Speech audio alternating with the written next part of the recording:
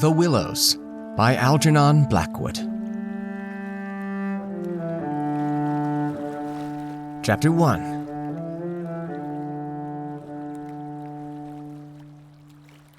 After leaving Vienna, and long before you come to Budapest, the Danube enters a region of singular loneliness and desolation, where its waters spread away on all sides regardless of a main channel, and the country becomes a swamp for miles upon miles, covered by a vast sea of low willow bushes.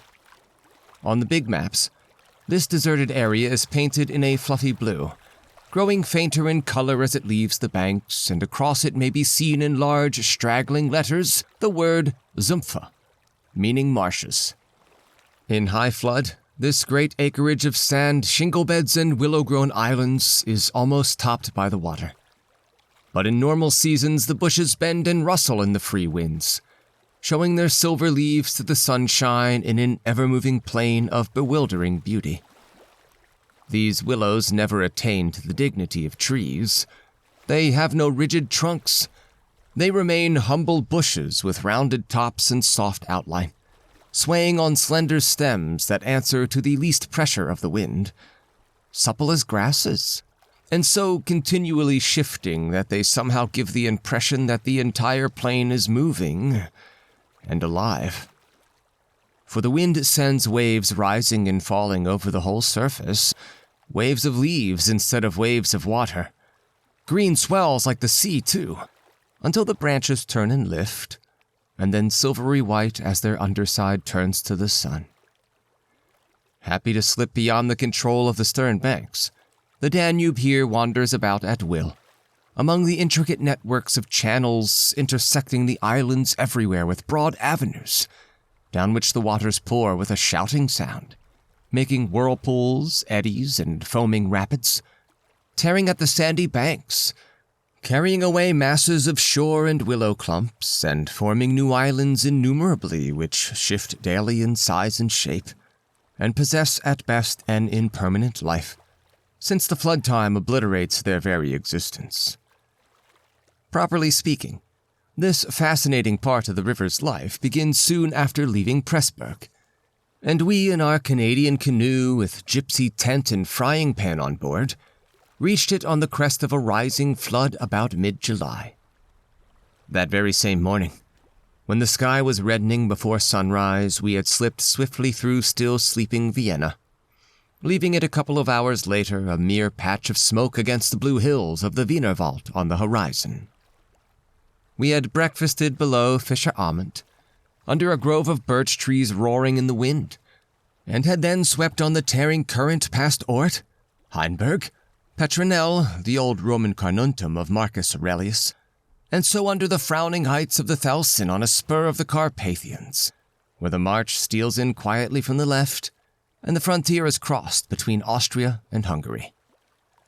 Racing along at 12 kilometers an hour soon took us well into Hungary, and the muddy waters, sure sign of flood, sent us aground on many a shingle bed, and twisted us like a cork in many a sudden belching whirlpool, before the towers of Pressburg showed against the sky.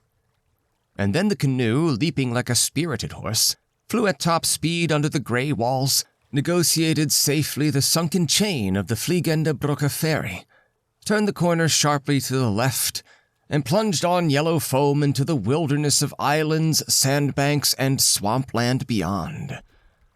The land of the willows. The change came suddenly, as when a series of bioscope pictures snaps down on the streets of a town and shifts without warning into the scenery of lake and forest. We entered the land of desolation on wings, and in less than half an hour there was neither boat nor fishing hut, nor red roof, nor any single sign of human habitation and civilization within sight. The sense of remoteness from the world of humankind, the utter isolation, the fascination of this singular world of willows, winds, and waters, instantly laid its spell upon us both, so that we allowed laughingly to one another that we ought by rights to have held some special kind of passport to admit us, and that we had, somewhat audaciously, come without asking leave into a separate little kingdom of wonder and magic. a kingdom that was reserved for the use of others who had a right to it, with everywhere unwritten warnings to trespassers for those who had the imagination to discover them. Though still early in the afternoon, the ceaseless buffetings of a most tempestuous wind made us feel weary, and we at once began casting about for a suitable camping ground for the night. But the bewildering character of the islands made landing difficult. The swirling flood carried us inshore and then swept us out again. The willow branches tore our hands as we seized them to stop the canoe, and we pulled many a yard of sandy bank into the water before at length we shot with a great sideways blow from the wind into a backwater and managed to beach the bows in a cloud of spray. Then we lay panting and laughing after our exertions on the hot yellow sand, sheltered from the wind and in the full blaze of a scorching sun, a cloudless blue sky above, and an immense army of dancing, shouting willow-bushes closing in from all sides, shining with spray and clapping their 1,000 little hands as though to applaud the success of our efforts. "What a river," I said to my companion, thinking of all the way we had traveled from the source in the Black Forest, and how we had often been obliged to wade and push in the upper shallows at the beginning of June. "Won't stand much nonsense now, will it?" he said, pulling the canoe a little farther into safety up the sand and then composing himself for a nap. I lay by his side, happy and peaceful in the bath of the elements. Water, wind, sand, and the great fire of the sun. Thinking of the long journey that lay behind us, and of the great stretch before us to the Black Sea, and how lucky I was to have such a delightful and charming traveling companion as my friend the Swede. We had made many similar journeys together, but the Danube, more than any other river I knew, impressed us from the very beginning with its aliveness. From its tiny bubbling entry into the world among the pinewood gardens of Donau-Eschingen, until this moment when it began to play the great river game of losing itself among the deserted swamps, unobserved, unrestrained. It had seemed to us like following the growth of some living creature. Sleepy at first, but later developing violent desires as it became conscious of its deep soul. It rolled like some huge fluid being through all the countries we had passed, holding our little craft on its mighty shoulders, playing roughly with us sometimes, yet always friendly and well-meaning, till at length we had come inevitably to regard it as a great personage. How indeed could it be otherwise, since it told us so much of its secret life? At night we heard it singing to the moon as we lay in our tent, uttering that odd sibilant note peculiar to itself, and said to be caused by the rapid tearing of the pebbles along its bed, so great is its hurrying speed. We knew, too, the voice of its gurgling whirlpools, suddenly bubbling up on a surface previously quite calm, the roar of its shallows and swift rapids, its constant steady thundering below all mere surface sounds, and that ceaseless tearing of its icy waters at the banks. How it stood up and shouted when the rains fell flat upon its face, and how its laughter roared out when the wind blew upstream and tried to stop its growing speed. We knew all its sounds and voices, its tumblings and foamings, its unnecessary splashing against the bridges, that self-conscious chatter when there were hills to look on, the affected dignity of its speech when it passed through the little towns, far too important to laugh, and all these faint, sweet whisperings when the sun caught it fairly, in some slow curve and poured down upon it till the steam rose. It was full of tricks, too, in its early life before the great world knew it. There were places in the upper reaches among the Swabian forests, when yet the first whispers of its destiny had not reached it, where it elected to disappear through holes in the ground, to appear again on the other side of the porous limestone hills, and start a new river with another name, leaving, too, so little water in its own bed that we had to climb out and wade and push the canoe through miles of shallows. And a chief pleasure in those early days of its irresponsible youth was to lie low like Brer Fox, just before the little turbulent tributaries came to join it from the Alps, and to refuse to acknowledge them when, in but to run for miles side by side, the dividing line well marked and the very levels different, the Danube utterly declining to recognize the newcomer. Below Passau, however, it gave up this particular trick, for there the Inn comes in with a thundering power impossible to ignore, and so pushes and incommodes the parent river that there is hardly room for them in the long twisting gorge that follows. And the Danube is shoved this way and that against the cliffs, and forced to hurry itself with great waves and much dashing to and fro in order to get through in time. And during the fight, our canoe slipped down from its shoulder to its breast, and had the time of its life among the struggling waves. But the Inn taught the old river a lesson, and after Passau it no longer pretended to ignore new arrivals. This was many days back, of course, and since then we had come to know other aspects of the great creature, and across the Bavarian wheat plain of Straubing, she wandered so slowly under the blazing June sun that we could well imagine only the surface inches were water, while below there moved, concealed as by a silken mantle, a whole army of Undinas, passing silently and unseen down to the sea, and very leisurely too, lest they be discovered. Much, too, we forgave her because of her friendliness to the birds and animals that haunted the shores. Cormorants lined the banks in lonely places in rows like short black palings. Gray crows crowded the shingle beds. Storks stood fishing in the vistas of shallower water that opened up between the islands. And hawks, swans, and marsh birds of all sorts filled the air with glinting wings and singing petulant cries. It was impossible to feel annoyed with the river's vagaries. After seeing a deer leap with a splash into the water at sunrise and swim past the bows of the canoe. And often we saw fawns peering at us from the underbrush, or looked straight into the brown eyes of a stag as we charged full tilt round a corner and entered another reach of the river. Foxes, too, everywhere haunted the banks, tripping daintily among the driftwood and disappearing so suddenly that it was impossible to see how they managed it.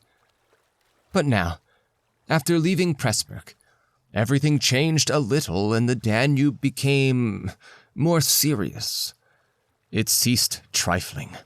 It was halfway to the Black Sea, within seeming distance almost of other stranger countries, where no tricks would be permitted or understood.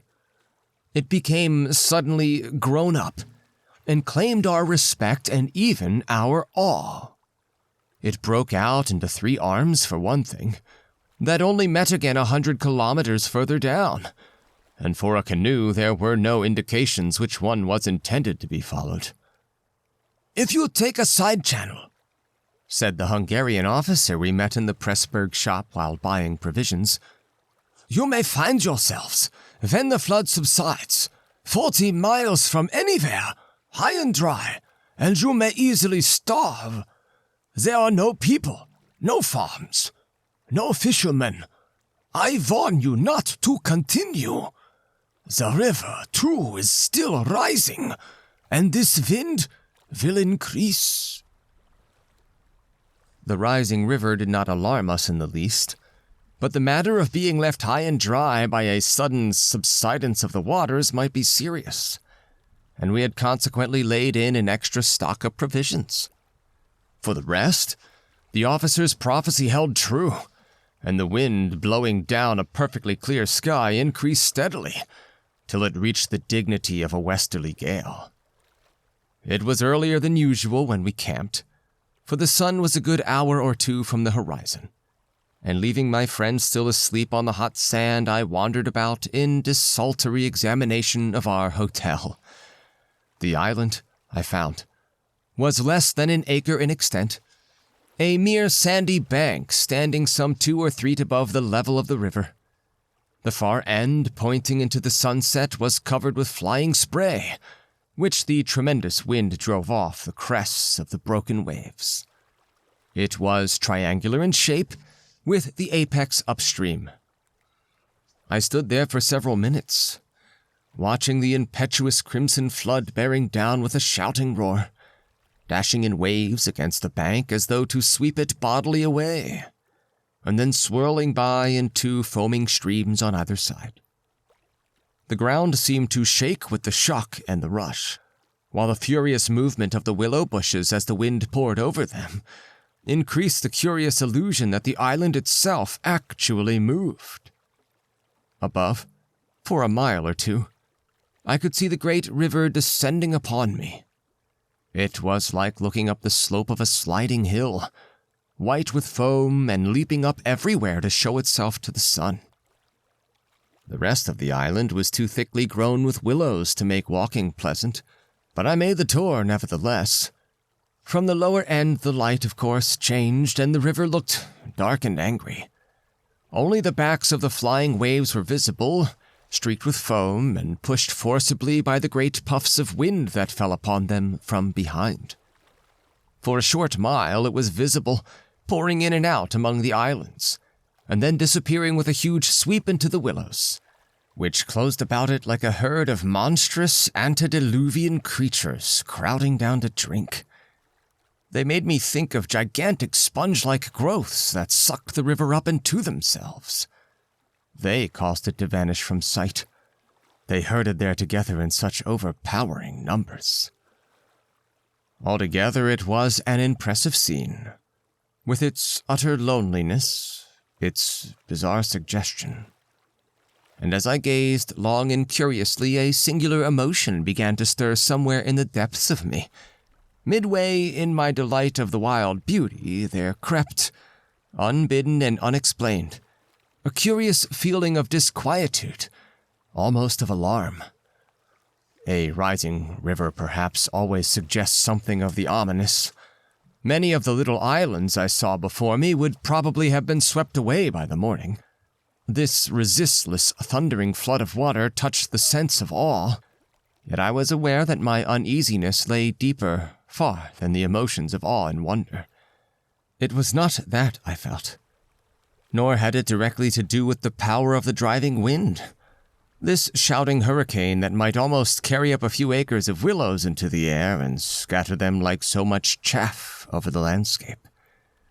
The wind was simply enjoying itself, for nothing rose out of the flat landscape to stop it, and I was conscious of sharing its great game with a kind of pleasurable excitement. Yet this novel emotion had nothing to do with the wind. Indeed, so vague was the sense of distress I experienced that it was impossible to trace it to its source and deal with it accordingly, though I was aware, somehow, that it had to do with my realization of our utter insignificance before this unrestrained power of the elements about me. The huge-grown river had something to do with it, too. A vague, unpleasant idea that we had somehow trifled with these great elemental forces, in whose power we lay helpless every hour of the day and night. For here indeed they were gigantically at play together, and the sight appealed to the imagination. But my emotion, so far as I could understand it, seemed to attach itself more particularly to the willow bushes, to these acres and acres of willows, crowding so thickly grown there, swarming everywhere the eye could reach, pressing upon the river as though to suffocate it, standing in dense array, mile after mile beneath the sky, watching, waiting, listening. And apart quite from the elements, the willows connected themselves subtly with my malaise, attacking the mind insidiously somehow by reason of their vast numbers, and contriving in some way or other to represent to the imagination a new and mighty power. A power, moreover, not altogether friendly to us. Great revelations, of course, never fail to impress in one way or another, and I was no stranger to moods of the kind. Mountains overawe and oceans terrify, while the mystery of great forests exercises a spell peculiarly its own. But all these at one point or another somewhere link on intimately with human life and human experience. They stir comprehensible, even if alarming, emotions. They tend on the whole to exalt. With this multitude of willows, however, It was something far different, I felt. Some essence emanated from them that besieged the heart. A sense of awe awakened, true, but of awe touched somewhere by a vague terror. Their serried ranks growing everywhere darker about me as the shadows deepened, moving furiously yet softly in the wind, woke in me the curious and unwelcome suggestion that we had trespassed here upon the borders of an alien world. A world where we were intruders. A world where we were not wanted or invited to remain. Where we ran grave risks, perhaps. The feeling, however, though it refused to yield its meaning entirely to analysis, did not at the time trouble me by passing into menace. Yet it never left me quite, even during the very practical business of putting up the tent in a hurricane of wind and building a fire for the stew pot. It remained just enough to bother and perplex, and to rob a most delightful camping ground of a good portion of its charm. To my companion, however, I said nothing, for he was a man I considered devoid of imagination. In the first place, I could never have explained to him what I meant, and in the second, he would have laughed stupidly at me if I had. There was a slight depression in the center of the island, and here we pitched the tent. The surrounding willows broke the wind a bit. "A poor camp," observed the imperturbable Swede, when at last the tent stood upright. "No stones, and precious little firewood. I'm for moving on early tomorrow, eh? This sand won't hold anything." But the experience of a collapsing tent at midnight had taught us many devices, and we made the cozy gypsy house as safe as possible, and then set about collecting a store of wood to last till bedtime. Willow bushes drop no branches, and driftwood was our only source of supply. We hunted the shores pretty thoroughly, and everywhere the banks were crumbling as the rising flood tore at them and carried away great portions, with a splash and a gurgle. "The island's much smaller than when we landed," said the accurate Swede. "It won't last long at this rate. We'd better drag the canoe close to the tent and be ready to start at a moment's notice. I shall sleep in my clothes." He was a little distance off, climbing along the bank, and I heard his rather jolly laugh as he spoke. "By Jove!" I heard him call a moment later, and turned to see what had caused his exclamation. But for the moment he was hidden by the willows, and I could not find him. "What in the world's this?" I heard him cry again, and this time his voice had become serious. I ran up quickly and joined him on the bank. He was looking over the river, pointing at something in the water. "Good heavens! It's a man's body!" he cried excitedly. "Look!" A black thing, turning over and over in the foam waves, swept rapidly past. It kept disappearing and coming up to the surface again. It was about 20 feet from the shore, and just as it was opposite to where we stood, it lurched round and looked straight at us. We saw its eyes reflecting the sunlight and gleaming an odd yellow as the body turned over.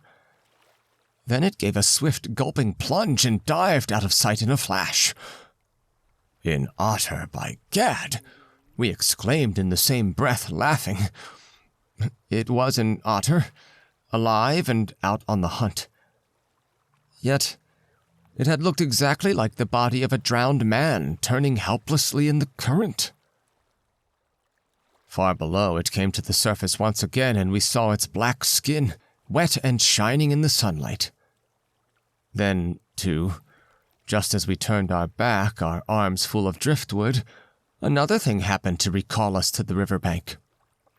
This time, it really was a man, and what was more, a man in a boat. Now, a small boat on the Danube was an unusual sight at any time, but here in this deserted region and at flood time, it was so unexpected as to constitute a real event. We stood and stared. Whether it was due to the slanting sunlight or the refraction from the wonderfully illumined water, I cannot say. But whatever the cause, I found it difficult to focus my sight properly upon the flying apparition. It seemed, however, to be a man standing upright in a sort of flat-bottomed boat, steering with a long oar and being carried down the opposite shore at a tremendous pace.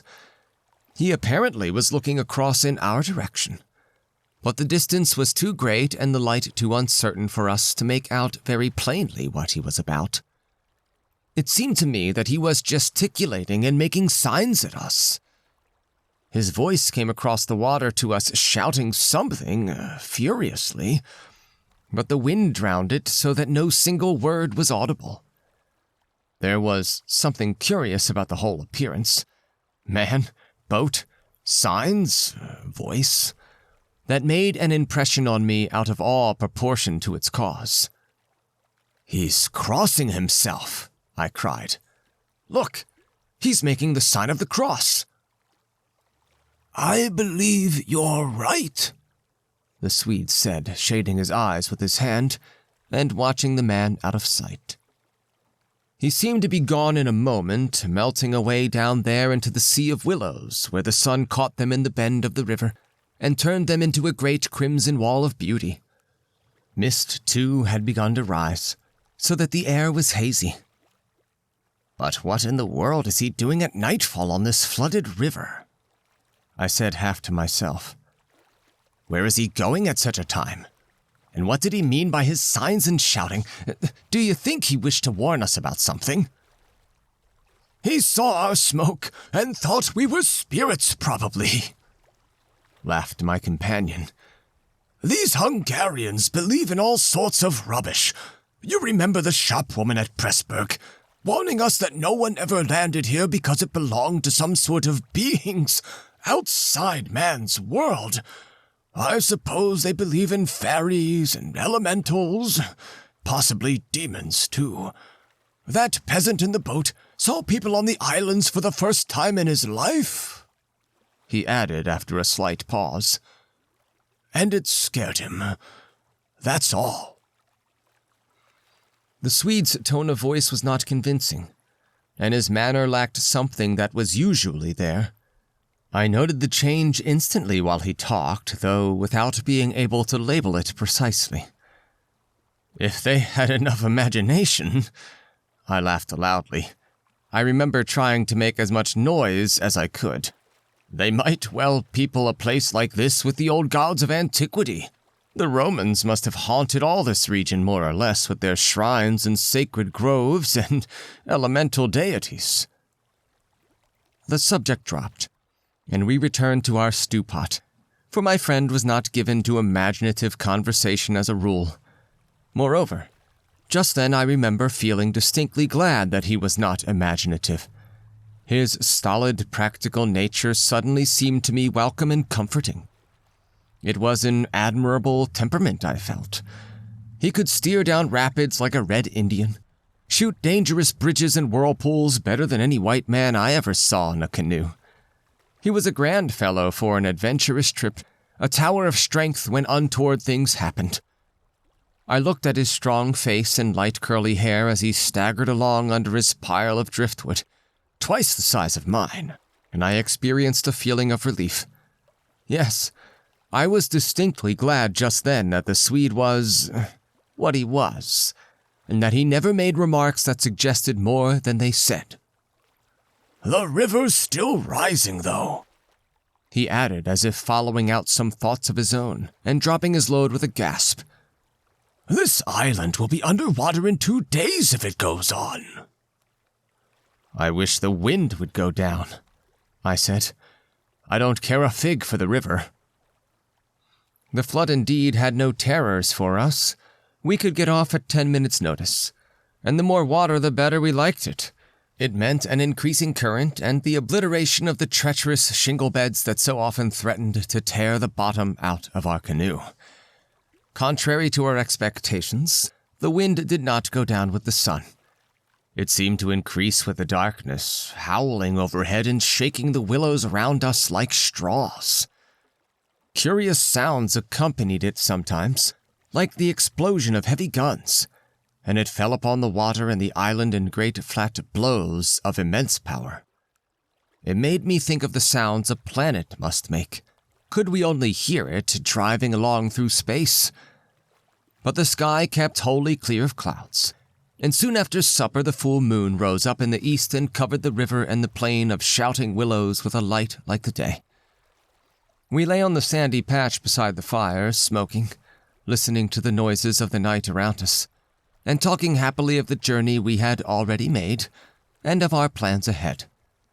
The map lay spread in the door of the tent, but the high wind made it hard to study, and presently we lowered the curtain and extinguished the lantern.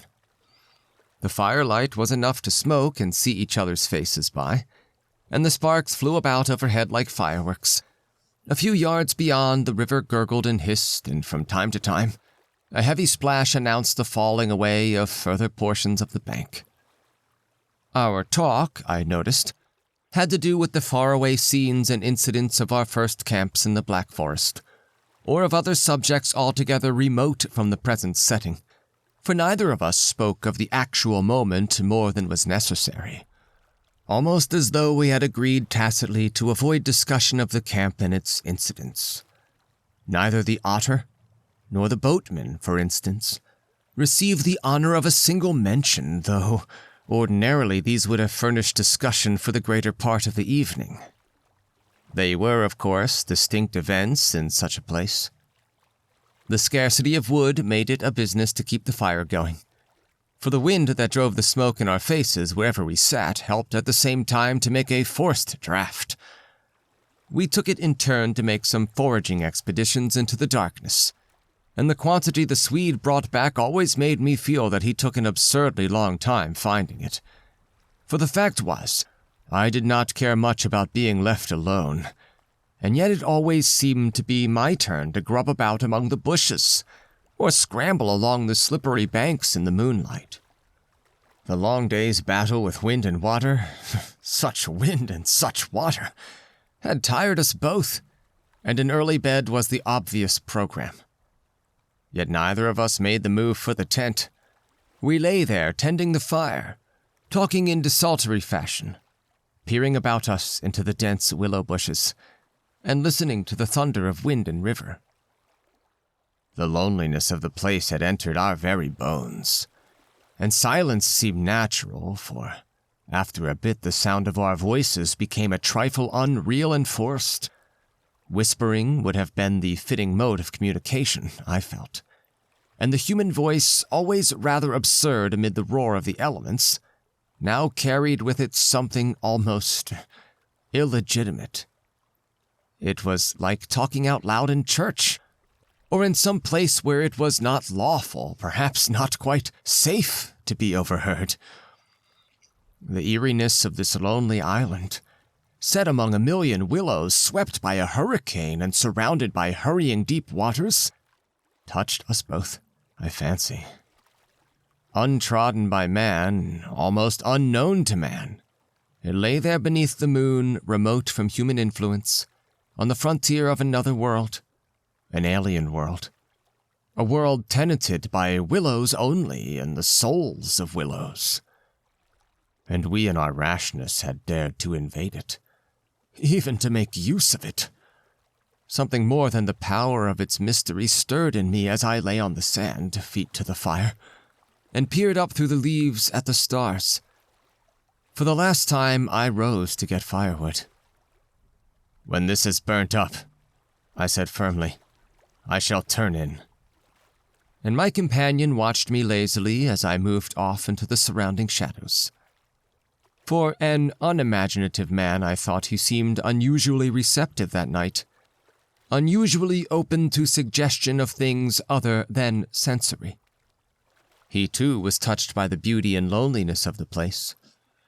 I was not altogether pleased, I remember, to recognize this slight change in him, and instead of immediately collecting sticks, I made my way to the far point of the island where the moonlight on plain and river could be seen to better advantage. The desire to be alone had suddenly come upon me. My former dread returned in force, and There was a vague feeling in me I wished to face and probe to the bottom. When I reached the point of sand jutting out among the waves, the spell of the place descended upon me with a positive shock. No mere scenery could have produced such an effect. There was something more here, something to alarm. I gazed across the waste of wild waters. I watched the whispering willows. I heard the ceaseless beating of the tireless wind, and one and all, each in its own way, stirred in me this sensation of a strange distress. But the willows especially. Forever they went on chattering and talking among themselves, laughing a little, shrilly crying out and sometimes sighing. But what it was they made so much to do about belonged to the secret life of the great plain they inhabited.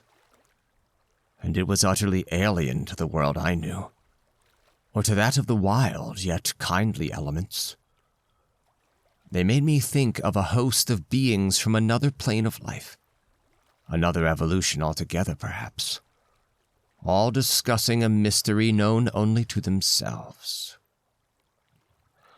I watched them moving busily together, oddly shaking their big bushy heads, twirling their myriad leaves even when there was no wind.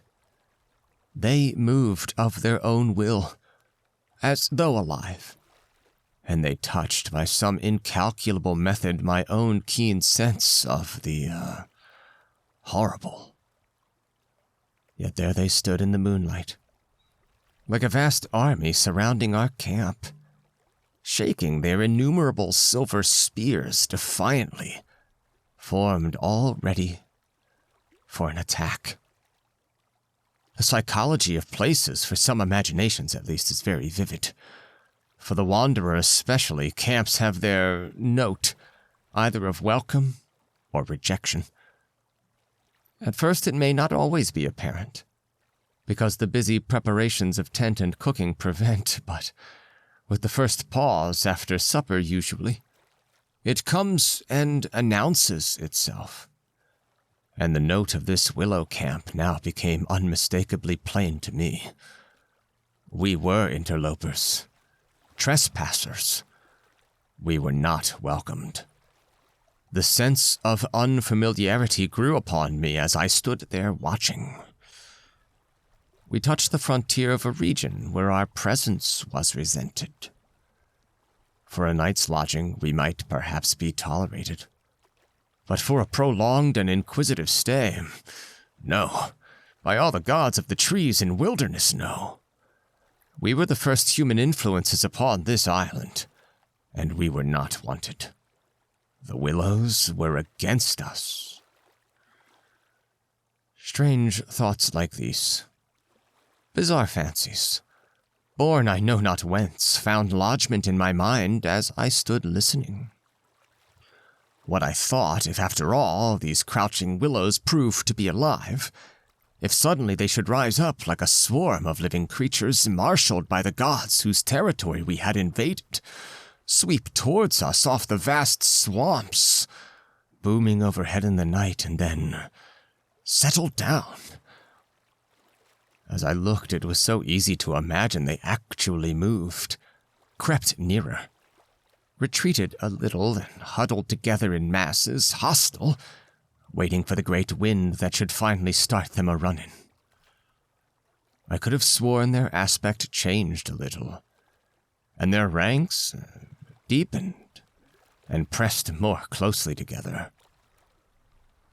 The melancholy shrill cry of a night bird sounded overhead, and suddenly I nearly lost my balance as the piece of bank I stood upon fell with a great splash into the river, undermined by the flood. I stepped back just in time and went on hunting for firewood again, half laughing at the odd fancies that crowded so thickly into my mind and cast their spell upon me.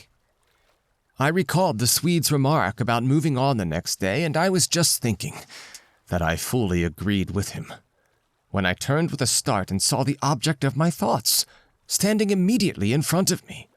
He was quite close. The roar of the elements had covered his approach. "You've been gone so long," he shouted above the wind.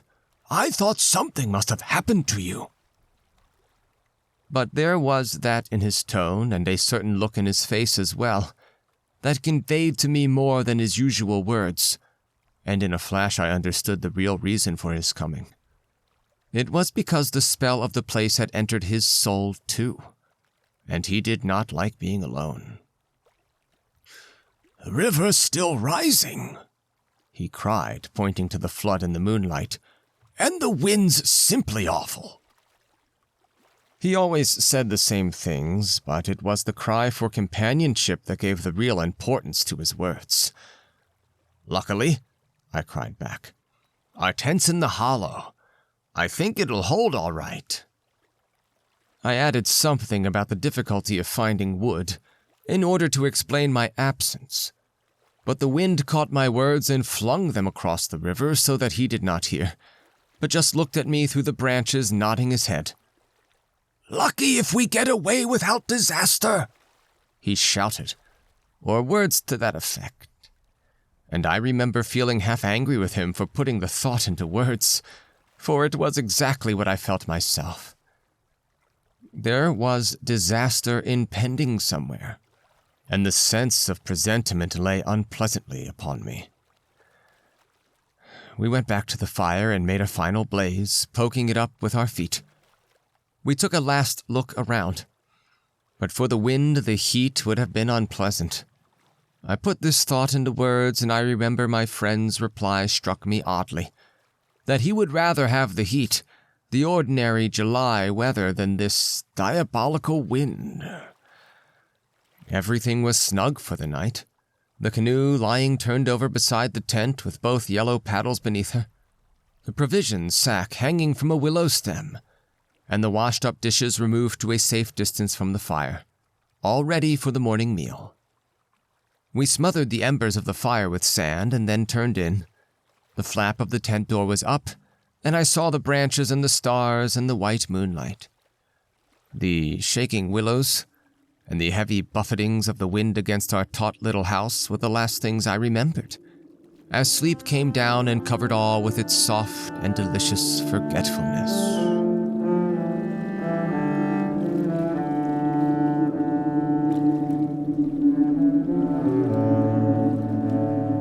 Chapter 2.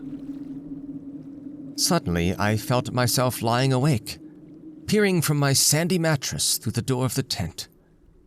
I looked at my watch pinned against the canvas and saw by the bright moonlight that it was past 12 o'clock, the threshold of a new day, and I had therefore slept a couple of hours. The Swede was asleep still beside me, the wind howled as before. Something plucked at my heart and made me feel afraid. There was a sense of disturbance in my immediate neighborhood. I sat up and quickly looked out.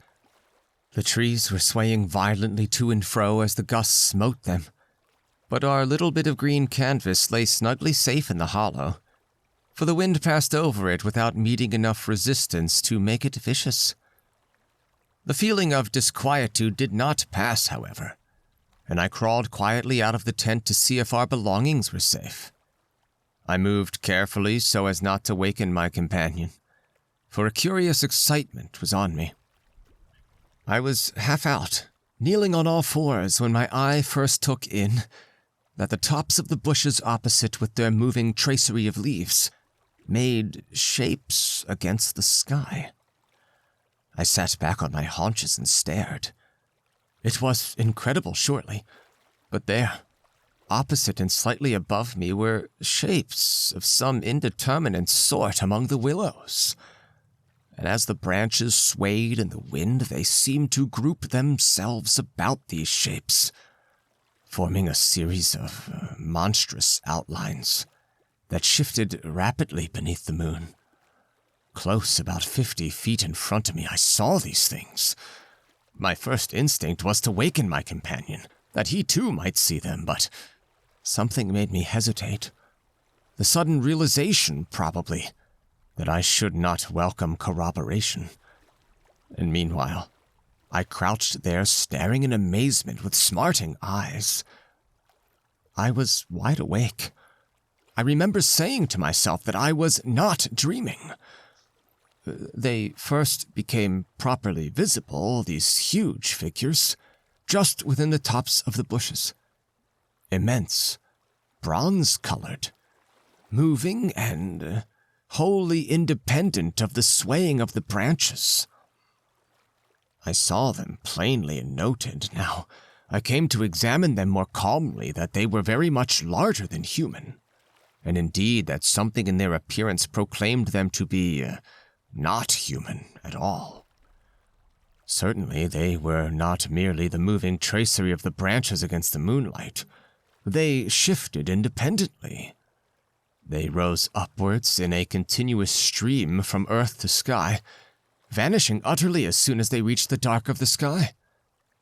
They were interlaced with one another, making a great column, and I saw their limbs and huge bodies melting in and out of each other, forming this serpentine line that bent and swayed and twisted spirally with the contortions of the wind-tossed trees.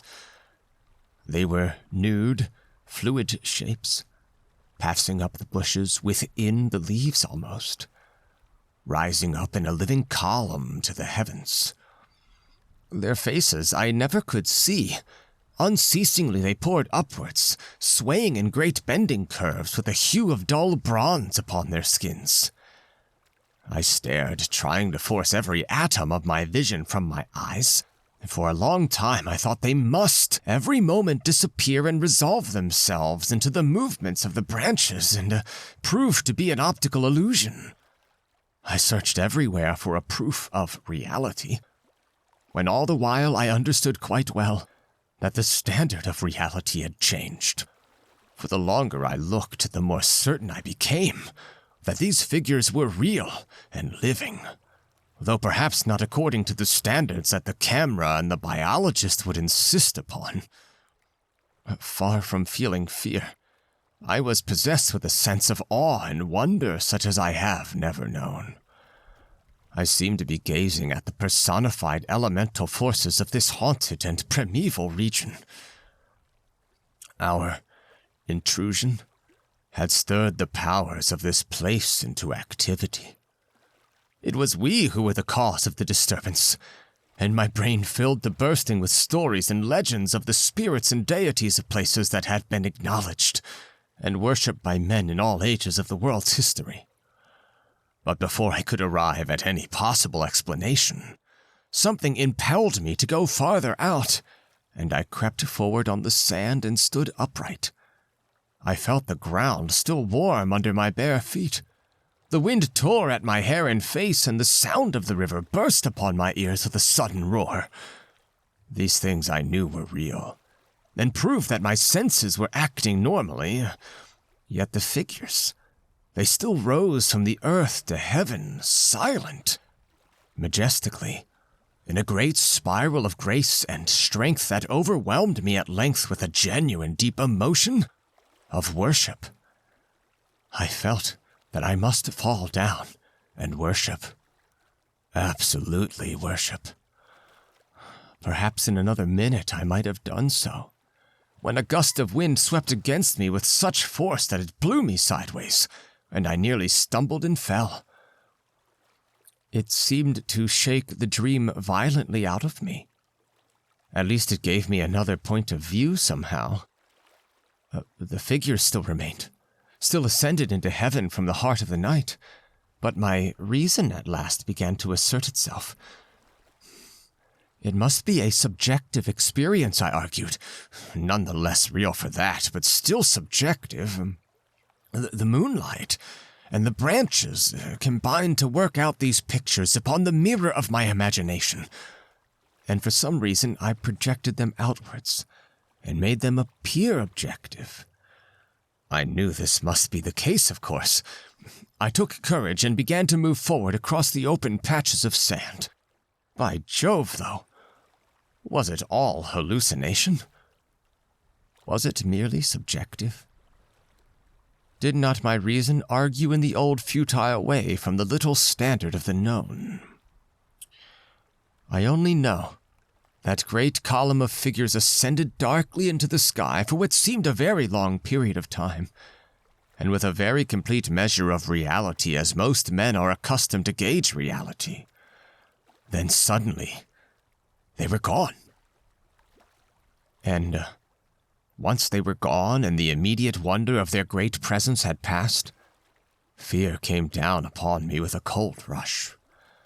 The esoteric meaning of this lonely and haunted region suddenly flamed up within me, and I began to tremble dreadfully. I took a quick look around, a look of horror that came near to panic, calculating vainly ways of escape and then realizing how helpless I was to achieve anything really effective. I crept back silently into the tent and lay down again upon my sandy mattress, first lowering the door curtain to shut out the sight of the willows in the moonlight, then burying my head as deeply as possible beneath the blankets to deaden the sound of the terrifying wind. Chapter 3. As though further to convince me that I had not been dreaming, I remember that it was a long time before I fell again into a troubled and restless sleep.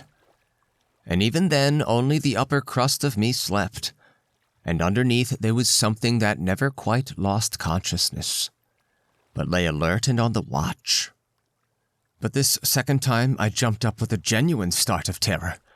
It was neither the wind nor the river that woke me, but the slow approach of something that caused the sleeping portion of me to grow smaller and smaller, till at last it vanished altogether, and I found myself sitting bolt upright, listening. Outside, there was a sound of multitudinous little patterings. They had been coming, I was aware, for a long time, and in my sleep they had first become audible. I sat there nervously wide awake as though I had not slept at all. It seemed to me that my breathing came with difficulty, and that there was a great weight upon the surface of my body. In spite of the hot night, I felt clammy with cold and shivered. Something surely was pressing steadily against the sides of the tent and weighing down upon it from above. Was it the body of the wind? Was this the pattering rain? The dripping of the leaves? The spray blown from the river by the wind and gathering in big drops? I thought quickly of a dozen things. Then suddenly the explanation leaped into my mind. A bough from the poplar, the only large tree on the island, had fallen with the wind, still half caught by the other branches, who would fall with the next gust and crush us. And meanwhile its leaves brushed and tapped upon the tight canvas surface of the tent. I raised a loose flap and rushed out, calling to the Swede to follow. But when I got out and stood upright, I saw that the tent was free. There was no hanging bough, and there was no rain or spray. Nothing approached. A cold gray light filtered down through the bushes and lay on the faintly gleaming sand. Stars still crowded the sky directly overhead, and the wind howled magnificently. But the fire no longer gave out any glow, and I saw the east reddening in streaks through the trees.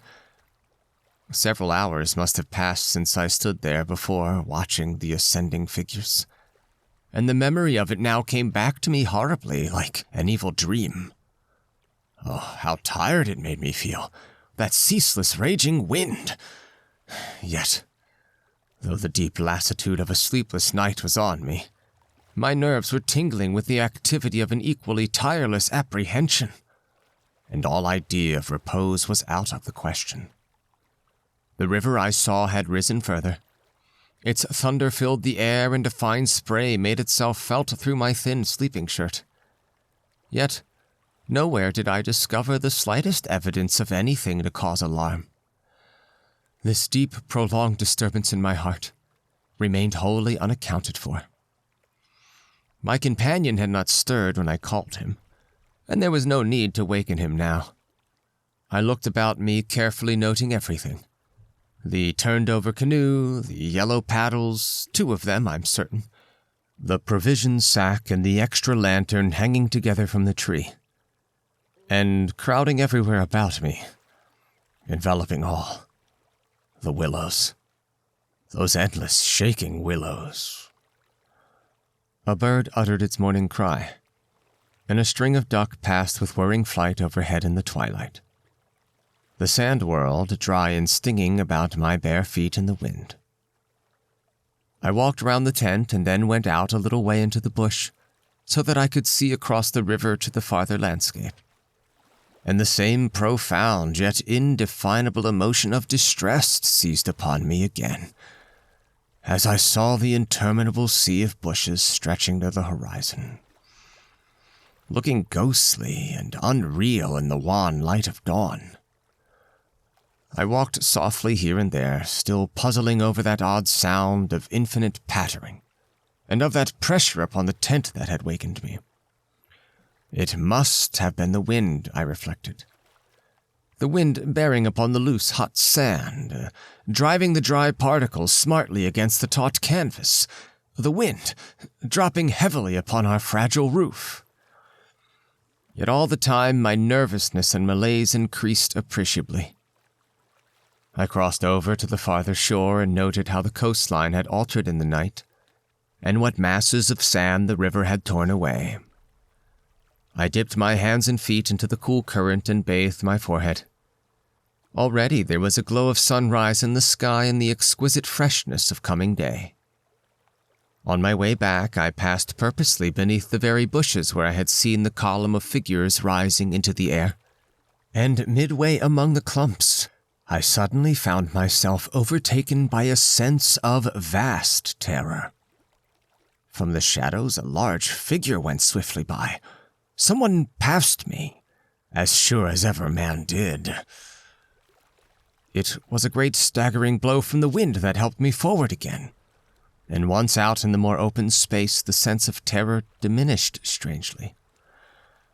The winds were about and walking, I remember saying to myself, for the winds often move like great presences under the trees, and altogether the fear that hovered about me was such an unknown and immense kind of fear, so unlike anything I had ever felt before, that it woke a sense of awe and wonder in me that did much to counteract its worst effects. And when I reached a high point in the middle of the island from which I could see the wide stretch of river, crimson in the sunrise, the whole magical beauty of it all was so overpowering that a sort of wild yearning woke in me, and almost brought a cry up into my throat. But this cry found no expression, for as my eyes wandered from the plain beyond the island round me and noted our little tent half hidden among the willows, a dreadful discovery leapt out at me, compared to which my terror of the walking winds seemed as nothing at all. For a change, I thought, had somehow come about in the arrangement of the landscape. It was not that my point of vantage gave me a different view, but that an alteration had apparently been effected in the relation of the tent to the willows, and of the willows to the tent. Surely the bushes now crowded much closer, unnecessarily, unpleasantly close. They had moved nearer, creeping with silent feet over the shifting sands, drawing imperceptibly nearer by soft, unhurried movements. The willows had come closer during the night. But had the wind moved them, or had they moved of themselves? I recalled the sound of infinite small patterings and the pressure upon the tent and upon my own heart that caused me to wake in terror. I swayed for a moment in the wind like a tree, finding it hard to keep my upright position on the sandy hillock. There was a suggestion here of personal agency, of deliberate intention, of aggressive hostility, and it terrified me into a sort of rigidity. Then the reaction followed quickly. The idea was so bizarre, so absurd, that I felt inclined to laugh, but the laughter came no more readily than the cry. For the knowledge that my mind was so receptive to such dangerous imaginings brought the additional terror that it was through our minds, and not through our physical bodies, that the attack would come, and was coming. The wind buffeted me about, and very quickly, it seemed, the sun came up over the horizon, for it was after 4 o'clock, and I must have stood on that little pinnacle of sand longer than I knew, afraid to come down to close quarters with the willows. I returned quietly, creepily to the tent, first taking another exhaustive look round and, yes, I confess it, making a few measurements. I paced out on the warm sand the distances between the willows and the tent, making a note of the shortest distance particularly. I crawled stealthily into my blankets. My companion, to all appearances, still slept soundly, and I was glad that this was so. Provided my experiences were not corroborated, I could find strength somehow to deny them, perhaps. With the daylight, I could persuade myself that it was all a subjective hallucination, a fantasy of the night, a projection of the excited imagination. Nothing further came in to disturb me, and I fell asleep almost at once, utterly exhausted, yet still in dread of hearing again that weird sound of multitudinous pattering, or of feeling the pressure upon my heart that had made it difficult to breathe.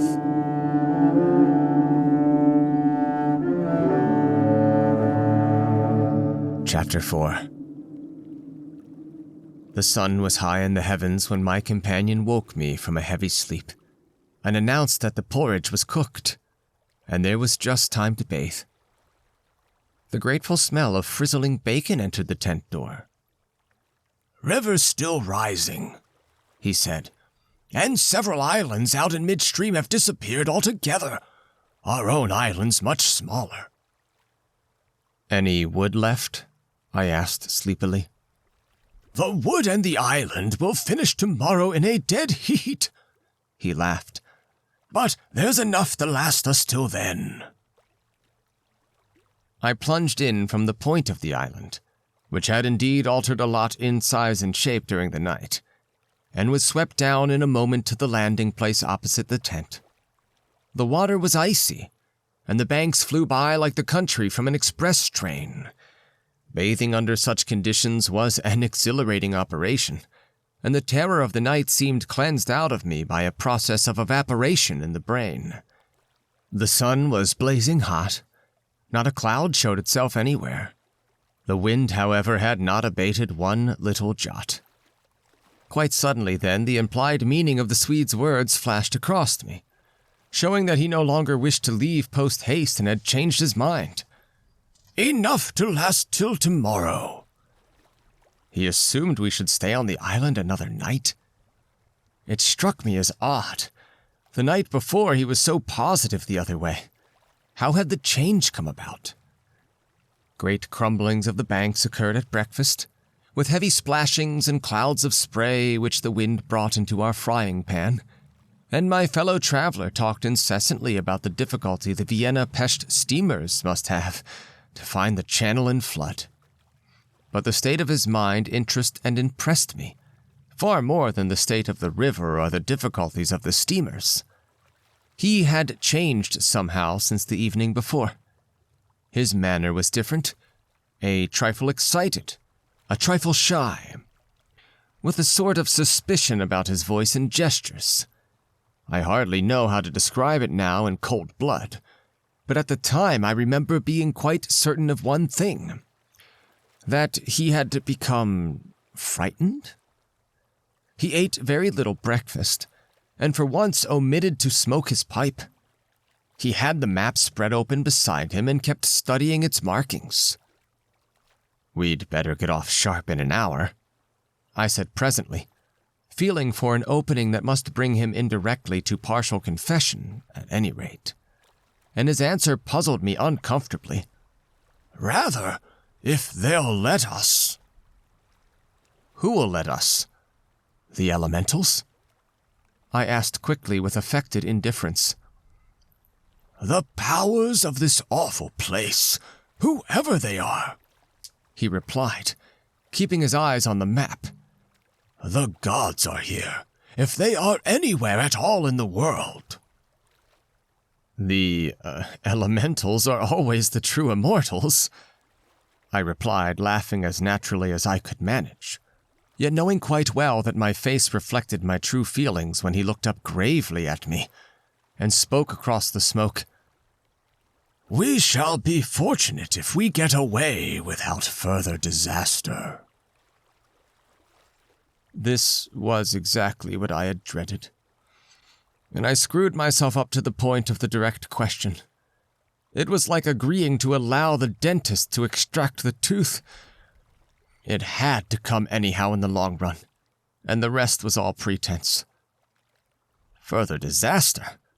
Why, what's happened? "For one thing, the steering paddle's gone," he said quietly. "The steering paddle gone?" I repeated, greatly excited, for this was our rudder, and the Danube in flood without a rudder was suicide. "But, what?" "And there's a tear in the bottom of the canoe," he added with a genuine little tremor in his voice. I continued staring at him, able only to repeat the words in his face somewhat foolishly. There, in the heat of the sun and on this burning sand, I was aware of a freezing atmosphere descending around us. I got up to follow him, for he merely nodded his head gravely and led the way towards the tent a few yards on the other side of the fireplace. The canoe still lay there as I had last seen her in the night, ribs uppermost, the paddles, or rather the paddle, on the sand beside her. "There's only one," he said, stooping to pick it up. "And here's the rent in the baseboard." It was on the tip of my tongue to tell him that I had clearly noticed 2 paddles a few hours before. But a second impulse made me think better of it, and I said nothing. I approached to see, and there was a long, finely made tear in the bottom of the canoe where a little slither of wood had been neatly taken clean out. It looked as if the tooth of a sharp rock or snag had eaten down her length, and investigation showed that the hole went through. Had we launched out in her without observing it, we must inevitably have foundered. At first, the water would have made the wood swell so as to close the hole, but once out in midstream the water must have poured in, and the canoe, never more than 2 inches above the surface, would have filled and sunk very rapidly. "There, you see an attempt to prepare a victim for the sacrifice." I heard him saying more to himself than to me.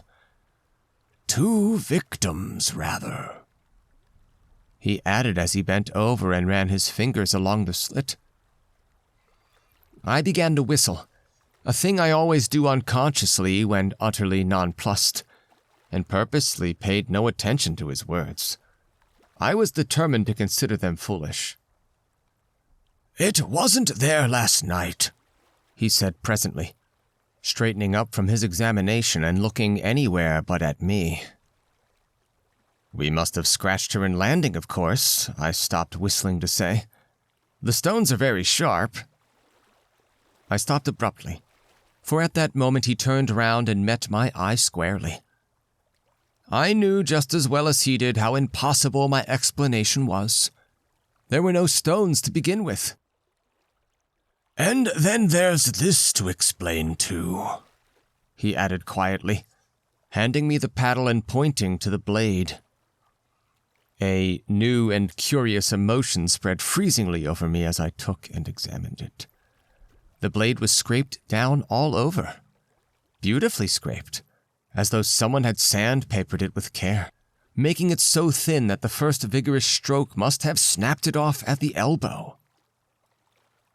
"One of us walked in his sleep and did this thing," I said feebly.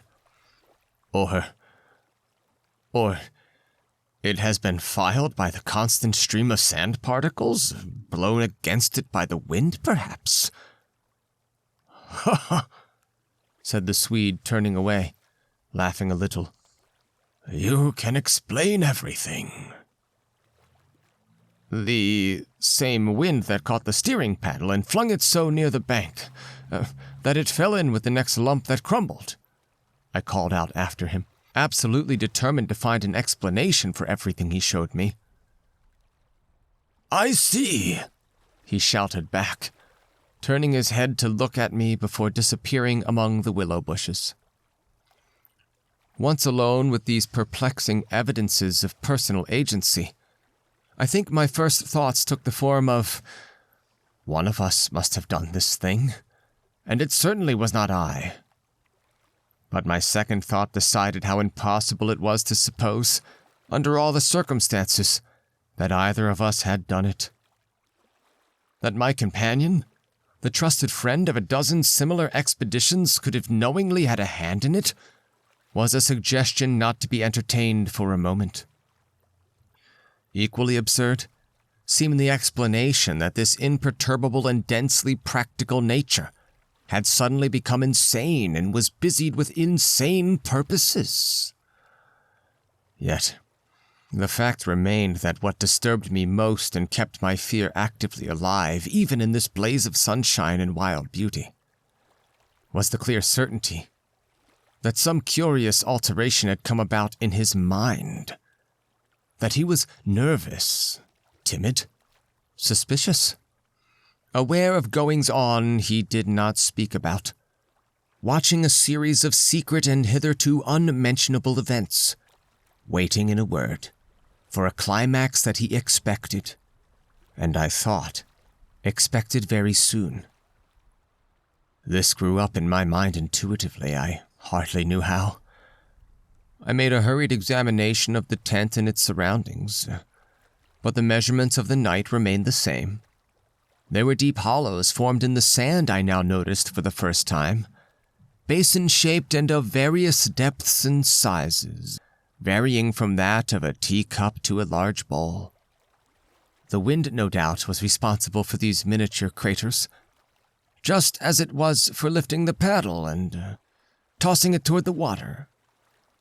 The rent in the canoe was the only thing that seemed quite inexplicable, and after all, it was conceivable that a sharp point had caught it when we landed.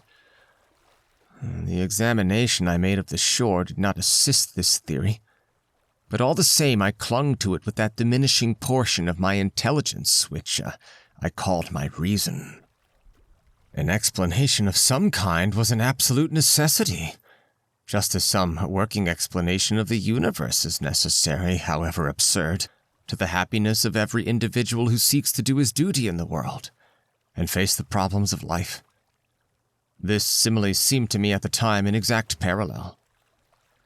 I at once set the pitch melting, and presently the Swede joined me at the work, though under the best conditions in the world the canoe could not be safe for traveling till the following day. I drew his attention casually to the hollows in the sand. "Yes," he said, "I know. They're all over the island, but you can explain them, no doubt." "Wind, of course," I answered without hesitation. "Have you never watched those little whirlwinds in the street that twist and twirl everything into a circle? This sand's loose enough to yield, that's all." He made no reply, and we worked on in silence for a bit. I watched him surreptitiously all the time, and I had an idea he was watching me. He seemed, too, to be always listening attentively to something I could not hear, or perhaps for something that he expected to hear, for he kept turning about and staring into the bushes and up into the sky, and out across the water where it was visible through the openings among the willows. Sometimes he even put his hand to his ear and held it there for several minutes. He said nothing to me, however, about it, and I asked no questions. And meanwhile, as he mended that torn canoe with the skill and address of a Red Indian, I was glad to notice his absorption in the work, for there was a vague dread in my heart that he would speak of the changed aspect of the willows, and if he had noticed that, my imagination could no longer be held a sufficient explanation of it. At length, after a long pause, he began to talk. queer thing," he added in a hurried sort of voice, as though he wanted to say something and get it over. "Queer thing, I mean, about that otter last night." I had expected something so totally different that he caught me with surprise, and I looked up sharply. "Shows how lonely this place is. Otters are awfully shy things." "I don't mean that, of course," he interrupted. "I mean, do you think it really was an otter?" "What else, in the name of heaven? What else?" "You know, I saw it before you did, and at first it seemed so much bigger than an otter." "The sunset as you looked upstream magnified it, or something," I replied. He looked at me absently a moment, as though his mind were busy with other thoughts. "It had such extraordinary yellow eyes," he went on half to himself. "That was the sun, too," I laughed, a trifle boisterously. "I suppose you'll wonder next if that fellow in the boat—" I suddenly decided not to finish the sentence. He was in the act again of listening, turning his head to the wind, and something in the expression of his face made me halt. The subject dropped, and we went on with our caulking. Apparently, he had not noticed my unfinished sentence.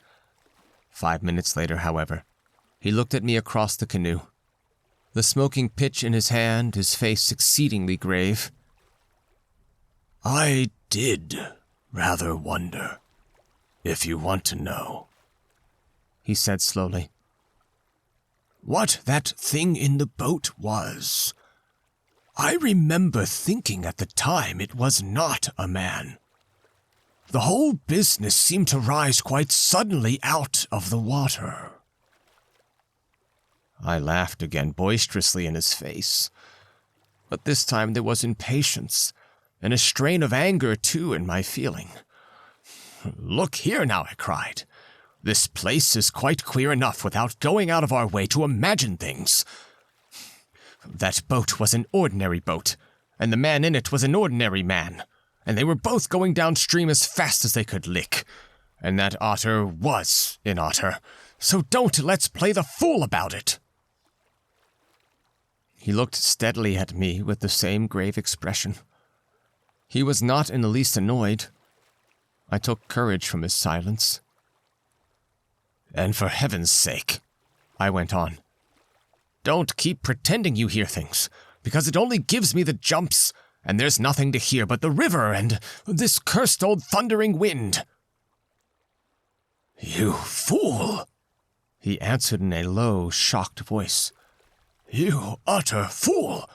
That's just the way all victims talk, as if you didn't understand just as well as I do." He sneered with scorn in his voice and a sort of resignation. "The best thing you can do is to keep quiet and try to hold your mind as firm as possible. This feeble attempt at self-deception only makes the truth harder when you're forced to meet it." My little effort was over, and I found nothing more to say, for I knew quite well his words were true, and that I was the fool, not he. Up to a certain stage in the adventure, he kept ahead of me easily, and I think I felt annoyed to be out of it, to be thus proved less psychic, less sensitive than himself to these extraordinary happenings, and half ignorant all the time of what was going on under my very nose. He knew, from the very beginning apparently, but at the moment I wholly missed the point of his words about the necessity of there being a victim, and that we ourselves were destined to satisfy the want. I dropped all pretense thenceforward, but thenceforward likewise my fear increased steadily to the climax.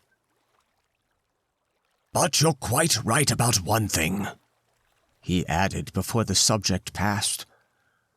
"And that is that we're wiser not to talk about it, or even to think about it, because what one thinks finds expression in words, and what one says happens."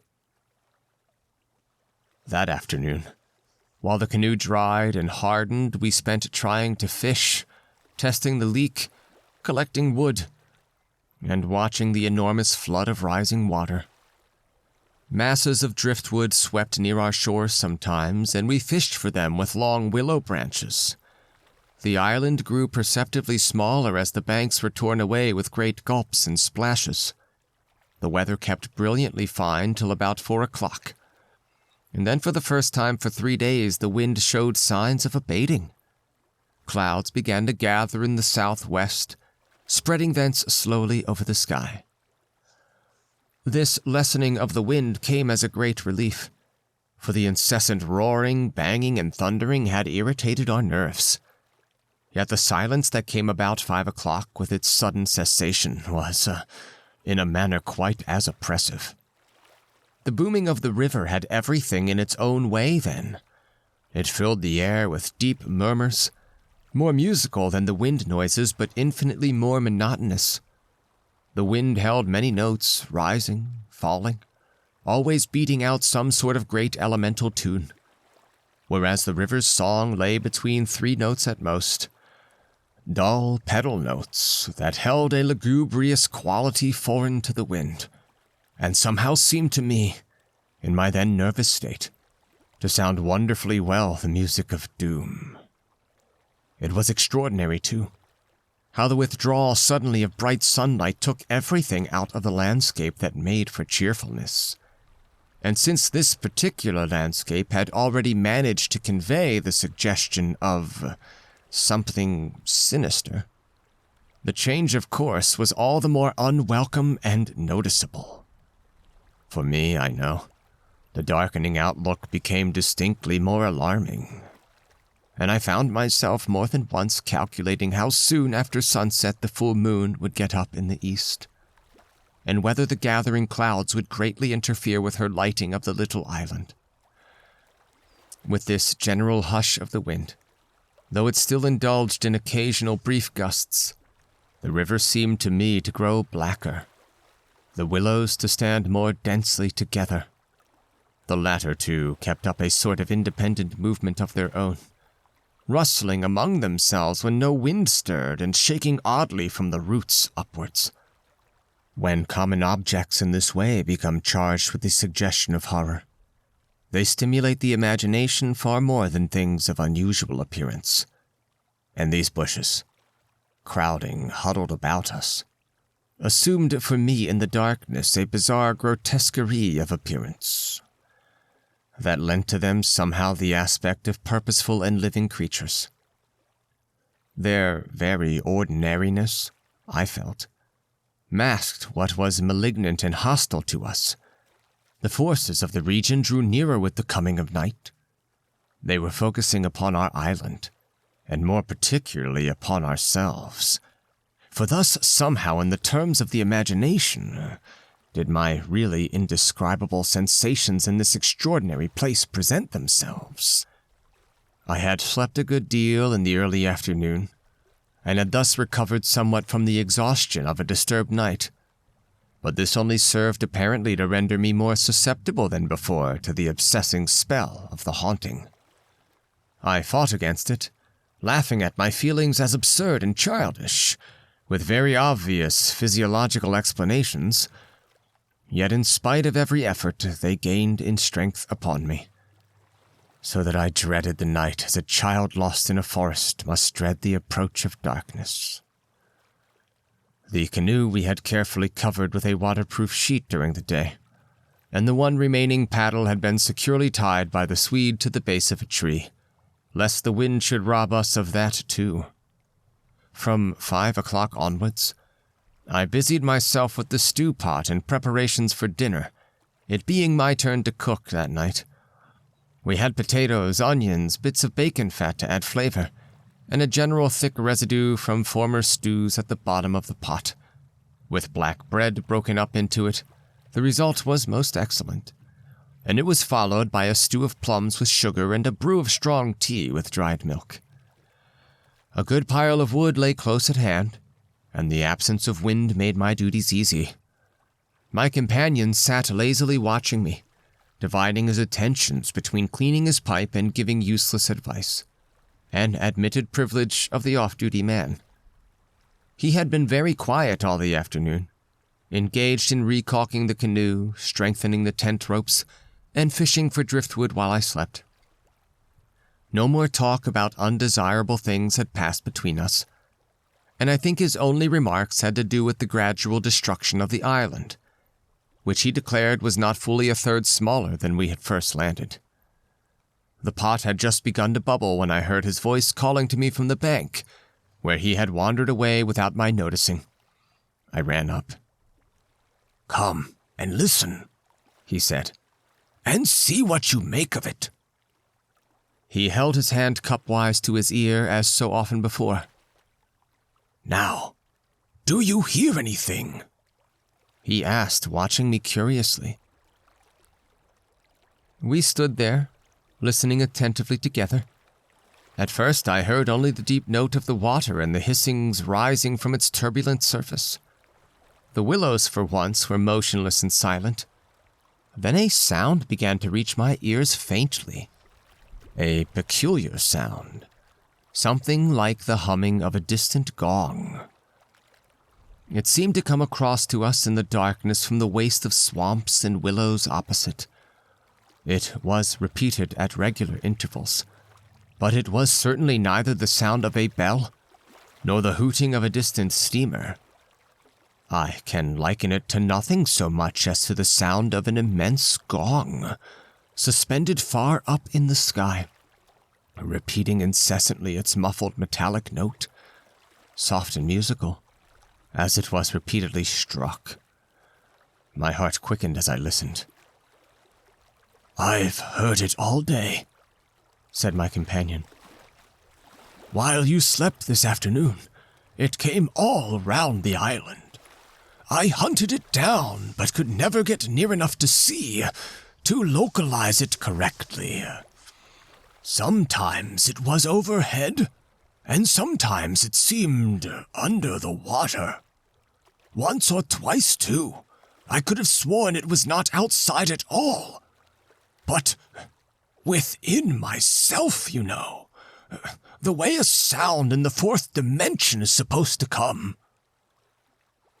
I was too much puzzled to pay much attention to his words. I listened carefully, striving to associate it with any known familiar sound I could think of, but without success. It changed in the direction, too, coming nearer and then sinking utterly away into remote distance. I cannot say that it was ominous in quality, because to me it seemed distinctly musical. Yet I must admit it set going a distressing feeling that made me wish I had never heard it.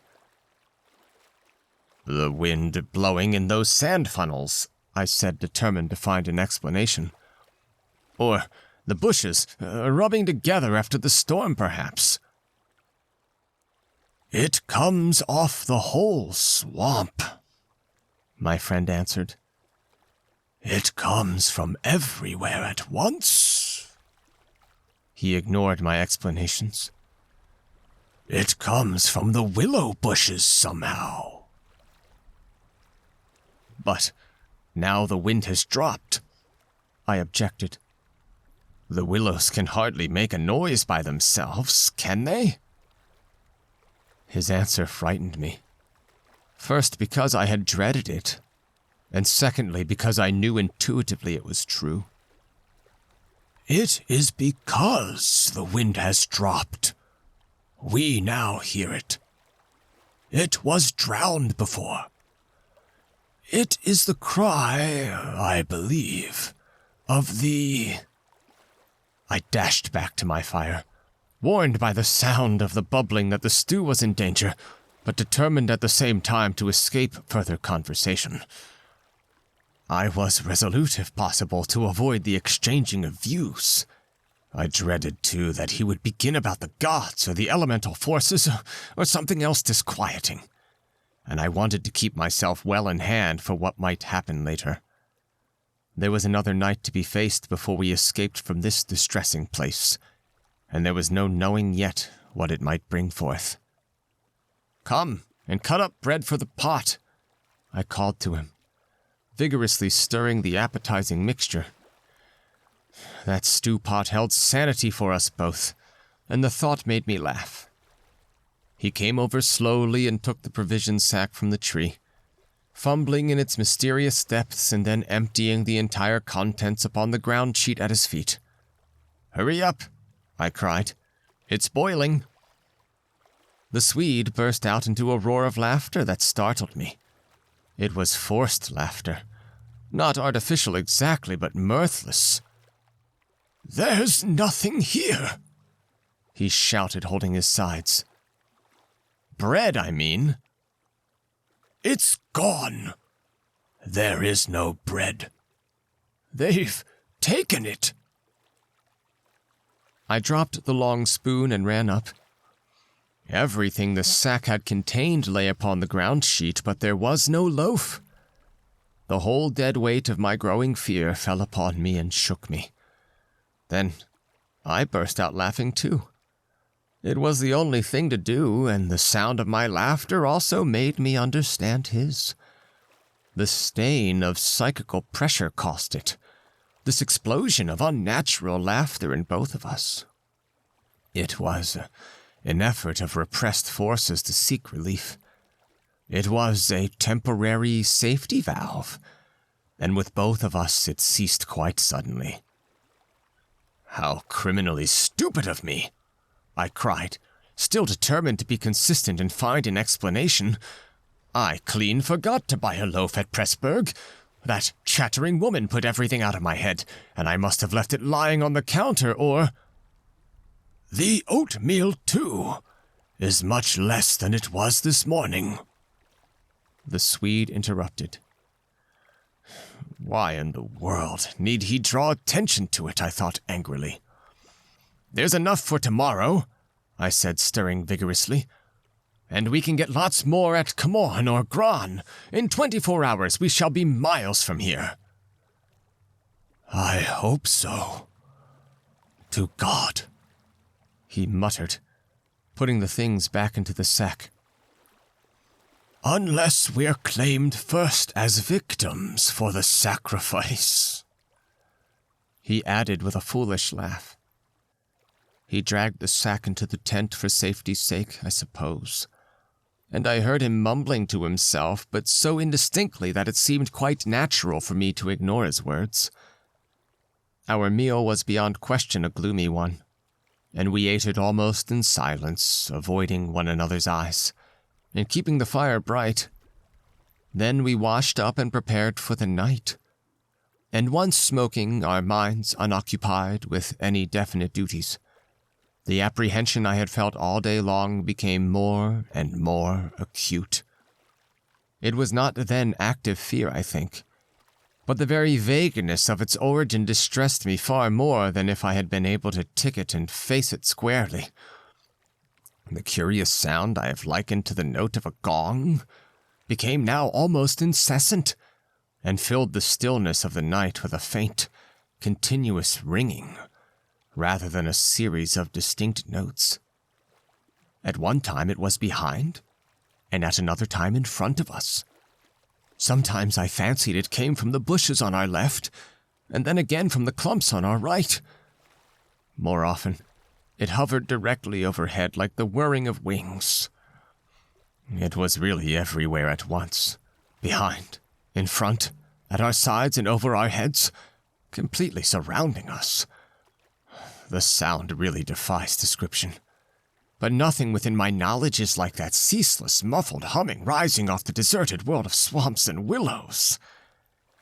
We sat smoking in comparative silence, the strain growing every minute greater. The worst feature of the situation seemed to me that we did not know what to expect, and could therefore make no sort of preparation by way of defense. We could anticipate nothing. My explanations made in the sunshine, moreover, now came to haunt me with their foolish and wholly unsatisfactory nature, and it was more and more clear to us that some kind of plain talk with my companion was inevitable, whether I liked it or not. After all, we had to spend the night together, and to sleep in the same tent side by side. I saw that I could not get along much longer without the support of his mind, and for that, of course, plain talk was imperative. As long as possible, however, I postponed this little climax, and tried to ignore or laugh at the occasional sentences he flung into the emptiness. Some of these sentences, moreover, were confoundedly disquieting to me, coming as they did to corroborate much that I felt myself.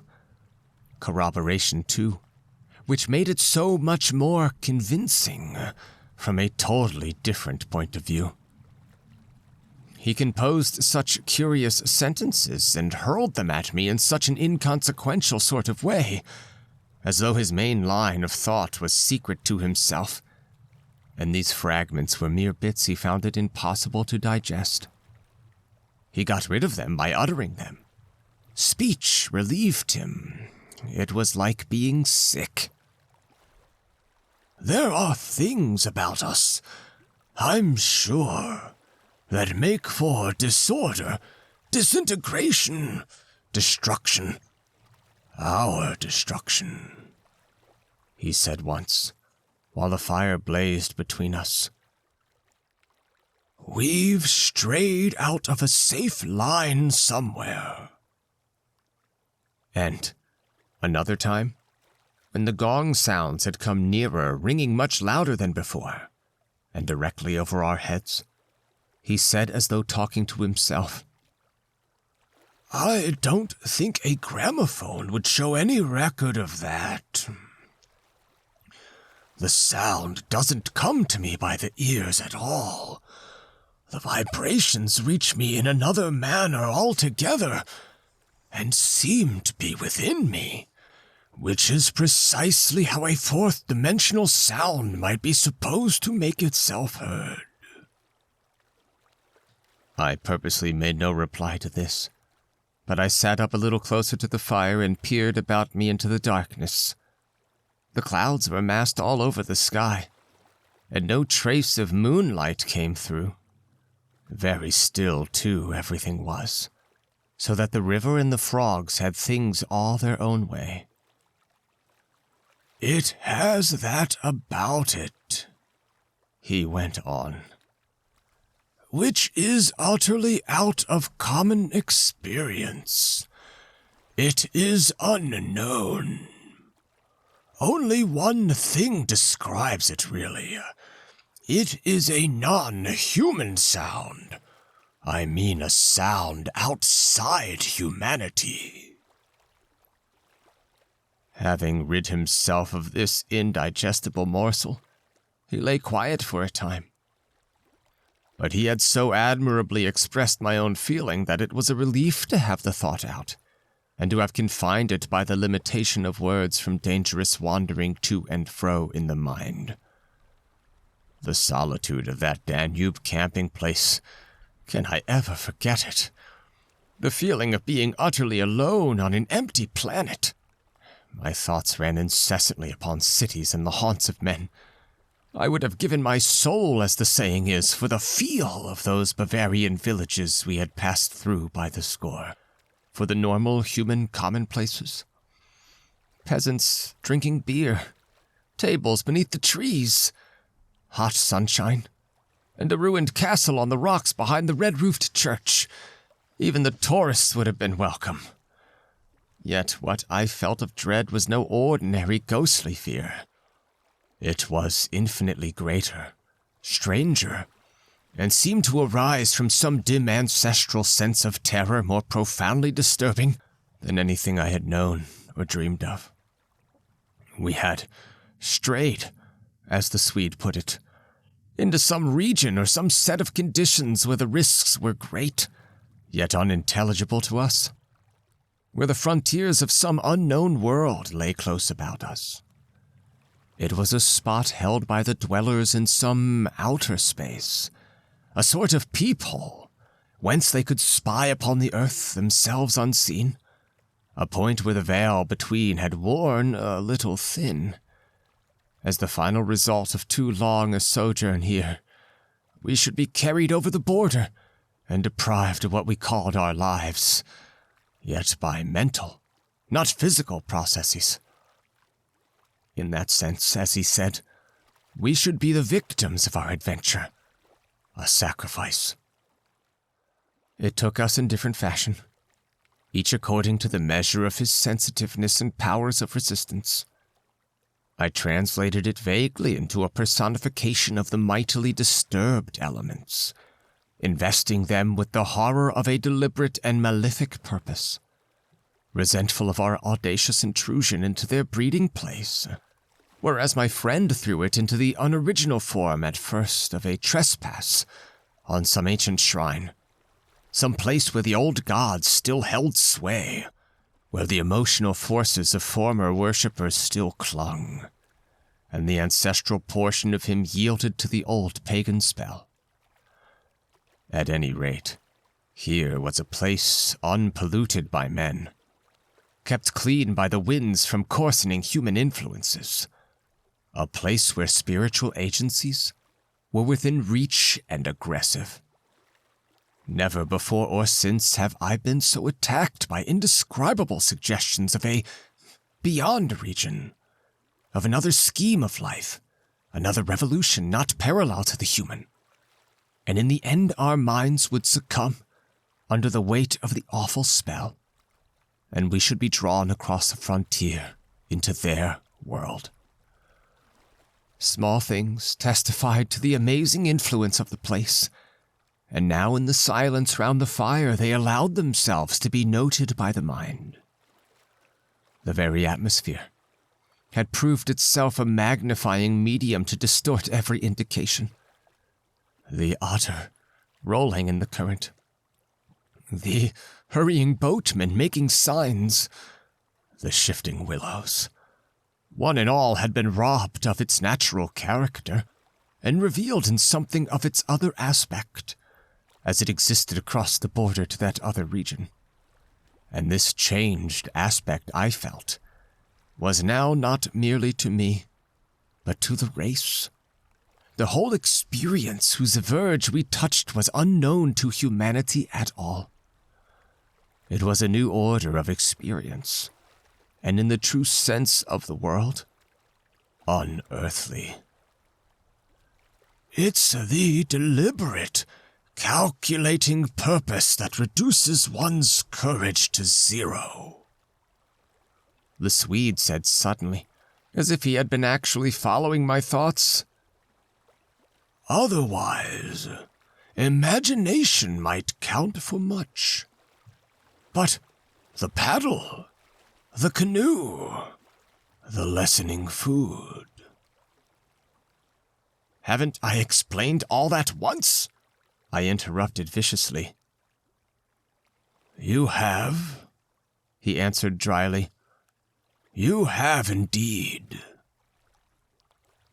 He made other remarks, too, as usual, about what he called the plain determination to provide a victim.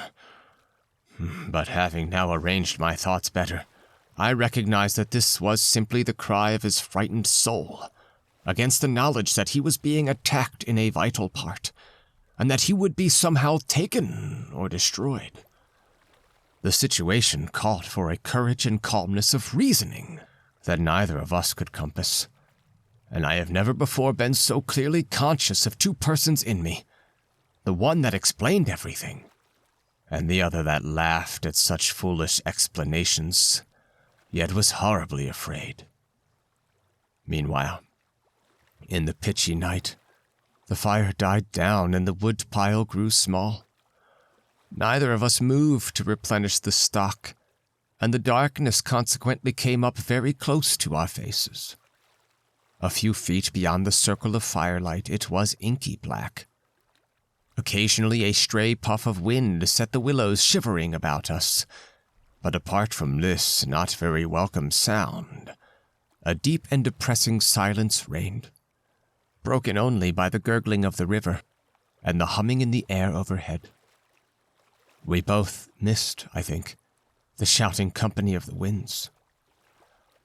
At length, at a moment when a stray puff prolonged itself as though the wind were about to rise again, I reached the point for me of saturation, the point where it was absolutely necessary to find relief in plain speech, or else to betray myself by some hysterical extravagance that must have been far worse in its effect upon both of us.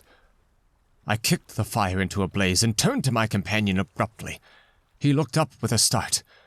"I can't disguise it any longer," I said, "and I don't like this place, and the darkness and the noises and the awful feelings I get. There's something here that beats me utterly. I'm in a blue funk, and that's the plain truth. If the other shore was different, I swear I'd be inclined to swim for it." The Swede's face turned very white beneath the deep tan of sun and wind. He stared straight at me and answered quietly, but his voice betrayed his huge excitement by its unnatural calmness. For the moment, at any rate, he was the strong man of the two. He was more phlegmatic, for one thing. "It's not a physical condition we can escape from by running away," he replied in the tone of a doctor, diagnosing some grave disease. "We must sit tight and wait. There are forces close here that could kill a herd of elephants in a second, as easily as you or I could squash a fly. Our only chance is to keep perfectly still. Our insignificance, perhaps, may save us." I put a dozen questions into my expression of face, but found no words. It was precisely like listening to an accurate description of a disease whose symptoms had puzzled me. "I mean that so far, although aware of our disturbing presence, they have not found us, not located us, as the Americans say," he went on. "They're plundering about like men hunting for a leak of gas. The paddle and canoe and provisions prove that. I think they feel us, but cannot actually see us. We must keep our minds quiet. It's our minds they feel. We must control our thoughts, or it's all up with us." "Death, you mean?" I stammered, icy with horror of his suggestion. "Worse, by far," he said. "Death, according to one's belief, means either annihilation or release from the limitations of the senses, but it involves no change of character. You don't suddenly alter just because the body's gone, but this means a radical alteration, a complete change, a horrible loss of oneself by a substitution, far worse than death, and not even annihilation. We happen to have camped in a spot where their region touches ours, where the veil between has worn thin." Horrors. He was using my very own phrase, my actual words, "so that they are aware of our being in their neighborhood." "But who are aware?" I asked. I forgot the shaking of the willows in the windless calm, the humming overhead, everything except that I was waiting for an answer that I dreaded more than I can possibly explain. He lowered his voice at once to reply, leaning forward a little over the fire, an indefinable change in his face that made me avoid his eyes and look down upon the ground. "All my life," he said, "I have been strangely, vividly conscious of another region, not far removed from our own world in one sense, yet wholly different in kind, where great things go on unceasingly, where immense and terrible personalities hurry by, intent on vast purposes, compared to which earthly affairs, the rise and fall of nations, the destinies of empires, the fate of armies and continents are all as dust in the balance. Vast purposes, I mean, that deal directly with the soul, and not indirectly with the mere expressions of the soul." "I suggest just now," I began, seeking to stop him, feeling as though I was face to face with a madman, but he instantly overbore me with his torrent that had to come. "You think," he said, "it is the spirit of the elements, and I thought perhaps it was the old gods. But I tell you now it is neither. These would be comprehensible entities, for they have relations with men, depending upon them for worship or sacrifice, whereas these beings who are now about us have absolutely nothing to do with mankind, and it is mere chance that their space happens just at this spot to touch our own." The mere conception which his words somehow made so convincing, as I listened to them, there in the dark stillness of that lonely island, set me shaking a little all over. I found it impossible to control my movements. "And what do you propose?" I began again. "A sacrifice, a victim, might save us by distracting them until we could get away," he went on. "Just as the wolves stop to devour the dogs and give the sleigh another start. But I see no chance of any other victim now." I stared blankly at him. The gleam in his eye was dreadful. Presently he continued, "It's the willows, of course. The willows mask the others, but the others are feeling about for us. If we let our minds betray our fear, we're lost. Lost utterly." He looked at me with an expression so calm, so determined, so sincere that I no longer had any doubts as to his sanity. He was as sane as any man ever was. "If we can hold out through the night," he added, "we may get off in the daylight unnoticed, or rather, undiscovered." "But you really think a sacrifice would—" That gong-like humming came down very close over our heads as I spoke, but it was my friend's scared face that really stopped my mouth. "Hush!" he whispered, holding up his hand. "Do not mention them more than you can help. Do not refer to them by name. To name is to reveal. It is the inevitable clue, and our only hope lies in ignoring them, in order that they may ignore us." Even in thought. He was extraordinarily agitated. "Especially in thought. Our thoughts make spirals in their world. We must keep them out of our minds at all costs if possible." I raked the fire together to prevent the darkness having everything its own way. I never longed for the sun as I longed for it then in the awful blackness of that summer night. "Were you awake all last night?" he went on suddenly. I slept badly a little after dawn, I replied evasively, trying to follow his instructions, which I knew instinctively were true. But the wind, of course. I know, but the wind won't account for all the noises.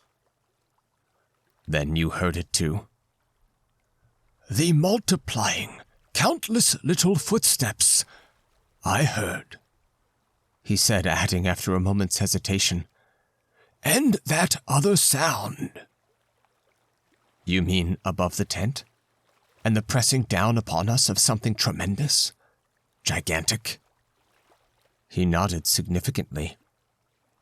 It was like the beginning of a sort of inner suffocation, I said. Partly, yes. It seemed to me that the weight of the atmosphere had been altered, had been increased enormously, so that we should have been crushed.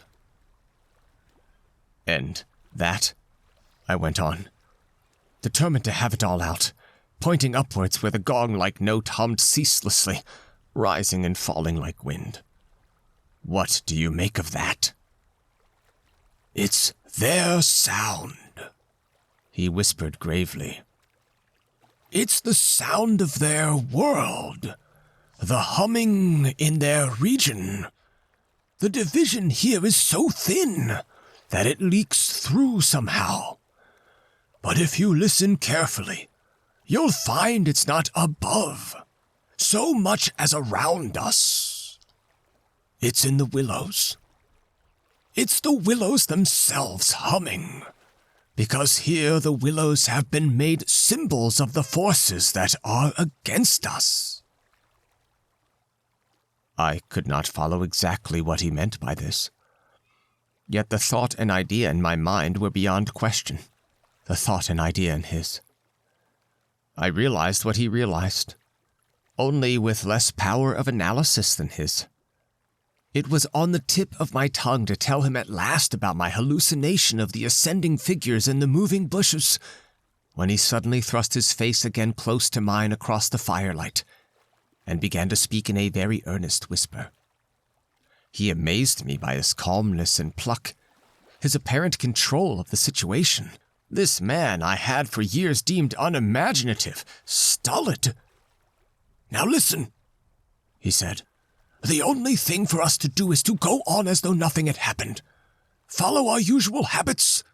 Go to bed and so forth. Pretend we feel nothing and notice nothing. It is a question wholly of the mind, and the less we think about them, the better our chance of escape. Above all, don't think, for what you think happens. All right, I managed to reply, simply breathless with his words and the strangeness of it all. All right, I'll try. But tell me one more thing first. Tell me what you make of those hollows in the ground all about us, those sand funnels. No, he cried, forgetting to whisper in his excitement. I dare not, simply dare not, put the thought into words. If you have not guessed, I am glad. Don't try to. They have put it into my mind. Try your hardest to prevent their putting it into yours. He sank his voice again to a whisper before he finished, and I did not press him to explain. There was already just about as much horror in me as I could hold. The conversation came to an end, and we smoked our pipes busily in silence. Then something happened. Something unimportant, apparently, as the way is when the nerves are in a very great state of tension. And this small thing for a brief space gave me an entirely different point of view.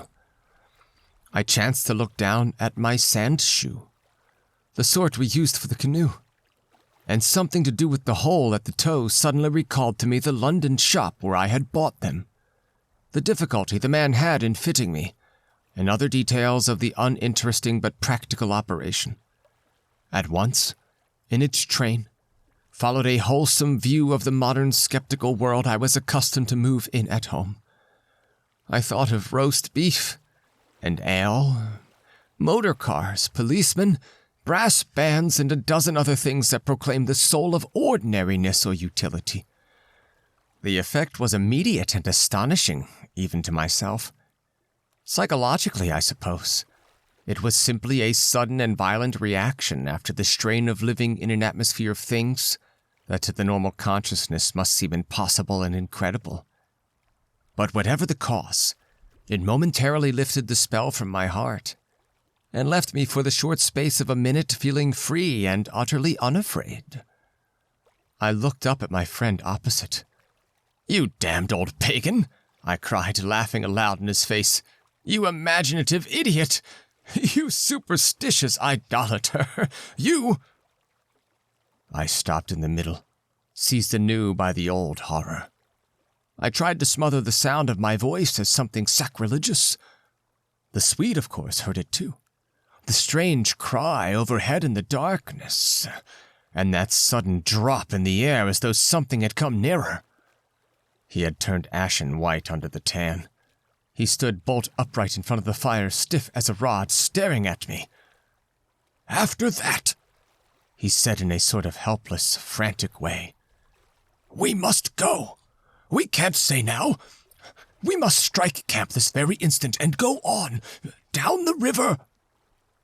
He was talking, I saw, quite wildly, his words dictated by abject terror. The terror he had resisted so long, but which had caught him at last. "In the dark!" I exclaimed, shaking with fear after my hysterical outburst, but still realizing our position better than he did. "Sheer madness! The river's in flood, and we've only got a single paddle. Besides, we only go deeper into their country. There's nothing ahead for 50 miles but willows, willows, willows!" He sat down again in a state of semi-collapse. The positions, by one of those kaleidoscopic changes nature loves, were suddenly reversed, and the control of our forces passed over into my hands. His mind at last had reached the point where it was beginning to weaken. "What on earth possessed you to do such a thing?" he whispered with the awe of genuine terror in his voice and face. I crossed round to his side of the fire. I took both his hands in mine, kneeling down beside him and looking straight into his frightened eyes. "We'll make one more blaze," I said firmly, "and then turn in for the night. At sunrise, we'll be off full speed for Camon. Now pull yourself together a bit, and remember your own advice about not thinking fear." He said no more, and I saw that he would agree and obey.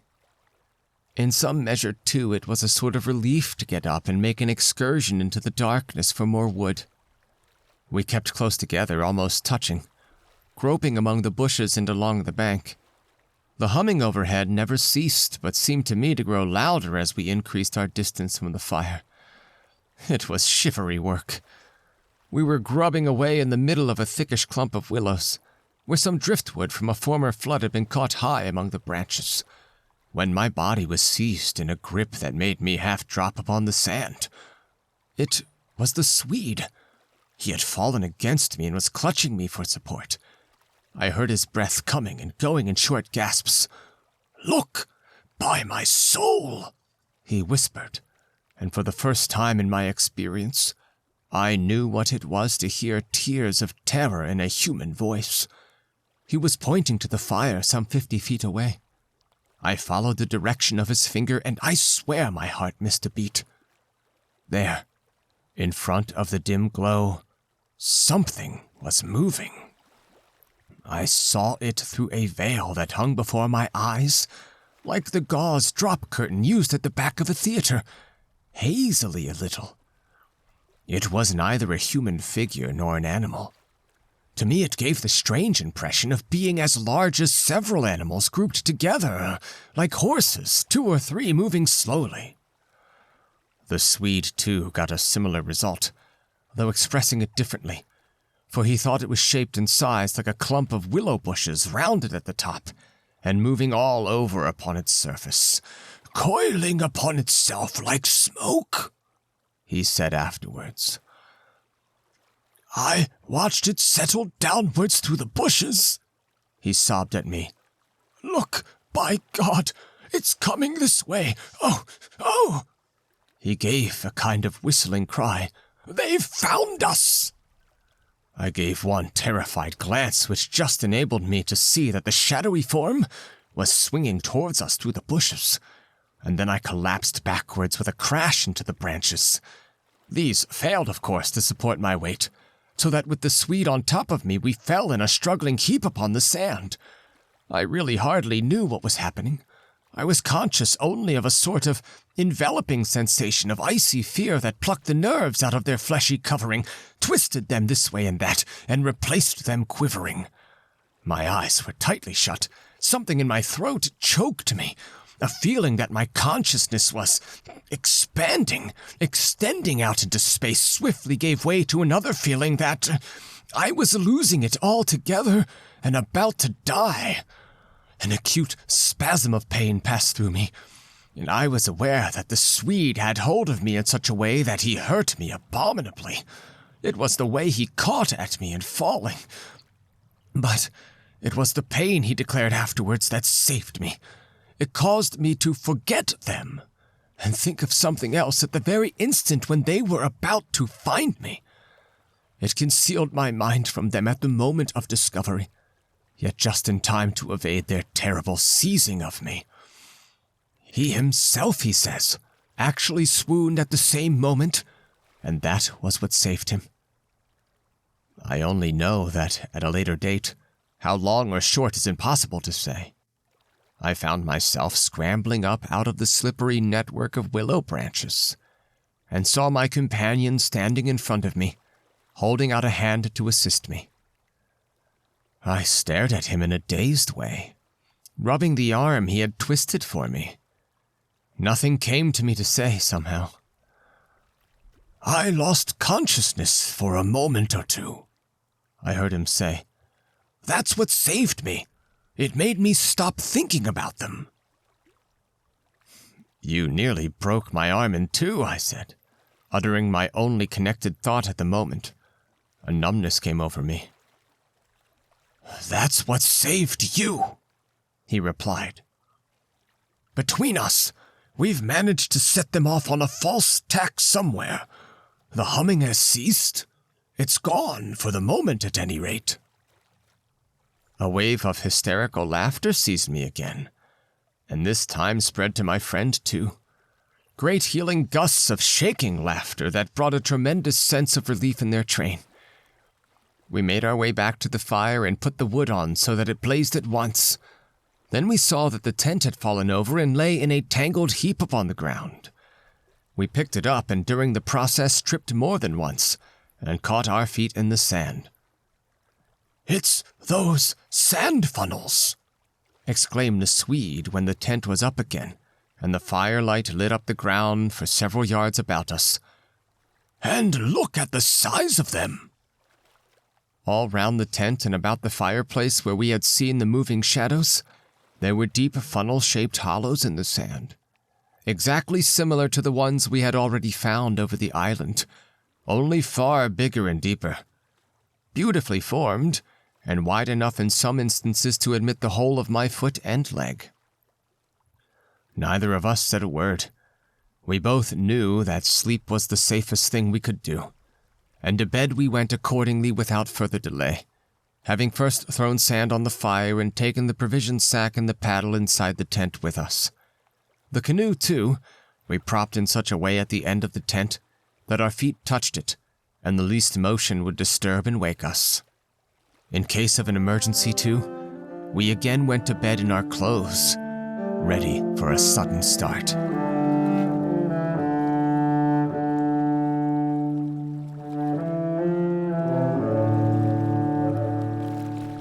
Chapter 5. It was my firm intention to lie awake all night and watch, but the exhaustion of nerves and body decreed otherwise, and sleep after a while came over me with a welcome blanket of oblivion. The fact that my companion also slept quickened its approach. At first he fidgeted and constantly sat up asking me if I heard this or heard that. He tossed about on his cork mattress and said the tent was moving and the river had risen over the point of the island. But each time, I went out to look and I returned with the report that all was well. And finally, he grew calmer and lay still. Then at length his breathing became regular and I heard unmistakable sounds of snoring. The first and only time in my life when snoring has been a welcome and calming influence. This, I remember, was the last thought in my mind before dozing off. A difficulty in breathing woke me, and I found the blanket over my face. But something else beside the blanket was pressing upon me, and my first thought was that my companion had rolled off his mattress onto my own in his sleep. I called to him, and sat up, and at the same moment it came to me that the tent was surrounded.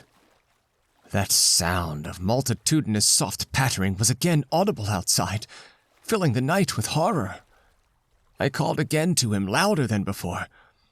He did not answer, but I missed the sound of his snoring and also noticed that the flap of the tent was down. This was the unpardonable sin. I crawled out in the darkness to hook it back securely, and it was then for the first time I realized positively that the Swede was not here. He had gone. I dashed out in a mad run, seized by a dreadful agitation, and the moment I was out I plunged into a sort of torrent of humming that surrounded me completely and came out of every quarter of the heavens at once. It was that same familiar humming, gone mad. A swarm of great invisible bees might have been about me in the air. The sound seemed to thicken the very atmosphere, and I felt that my lungs worked with difficulty. But my friend was in danger, and I could not hesitate. The dawn was just about to break, and a faint whitish light spread upwards over the clouds from a thin strip of clear horizon. No wind stirred. I could just make out the bushes and river beyond and the pale sandy patches. In my excitement, I ran frantically to and fro about the island, calling him by name, shouting at the top of my voice the first words that came into my head. But the willows smothered my voice, and the humming muffled it so that the sound only traveled a few feet round me. I plunged among the bushes, tripping headlong, tumbling over roots and scraping my face as I tore this way and that among the preventing branches. Then, quite unexpectedly, I came out upon the island's point, and saw a dark figure outlined between the water and the sky. It was the Swede, and already he had 1 foot in the river. A moment more and he would have taken the plunge. I threw myself upon him, flinging my arms around his waist and dragging him shorewards with all my strength.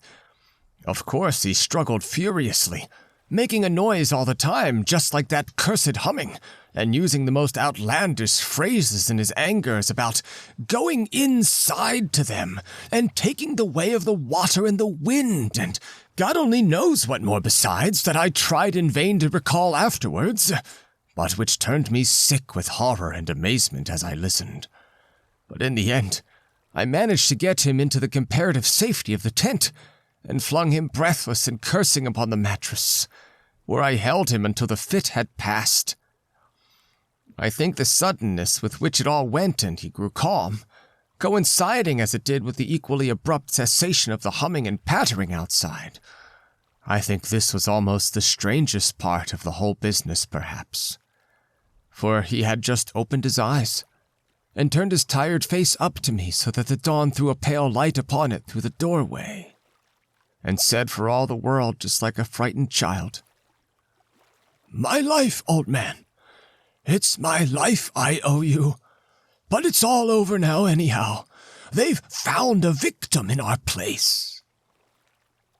Then he dropped back upon his blankets and went to sleep literally under my eyes. He simply collapsed and began to snore again as healthily as though nothing had happened and he had never tried to offer his own life as a sacrifice by drowning. And when the sunlight woke him 3 hours later, hours of ceaseless vigil for me, it became so clear to me that he remembered absolutely nothing of what he had attempted to do, that I deemed it wise to hold my peace and ask no dangerous questions. He woke naturally and easily as I have said, when the sun was already high in a windless hot sky, and he at once got up and set about the preparation of the fire for breakfast. I followed him anxiously at bathing, but he did not attempt to plunge in, merely dipping his head and making some remark about the extra coldness of the water. "River's falling at last," he said, "and I'm glad of it." "The humming has stopped too," I said. He looked up at me quietly with his normal expression. Evidently, he remembered everything except his own attempt at suicide. "Everything has stopped," he said. "Because—" He hesitated. But I knew some reference to that remark he had made just before he fainted was in his mind, and I was determined to know it. "Because they've found another victim?" I said, forcing a little laugh. "Exactly," he answered. "Exactly. I feel as positive of it as though I feel quite safe again, I mean," he finished. He began to look curiously about him. The sunlight lay in hot patches on the sand. There was no wind. The willows were motionless. He slowly rose to his feet. "Come," he said. "I think if we look, we shall find it." He started off on a run, and I followed him. He kept to the banks, poking with a stick among the sandy bays and caves and little backwaters, myself always close on his heels. "Ah," he exclaimed presently. "Ah." The tone of his voice somehow brought back to me a vivid sense of the horror of the last 24 hours, and I hurried up to join him. He was pointing with his stick at a large black object that lay half in the water and half on the sand. It appeared to be caught by some twisted willow roots, so that the river could not sweep it away. A few hours before, the spot must have been under water.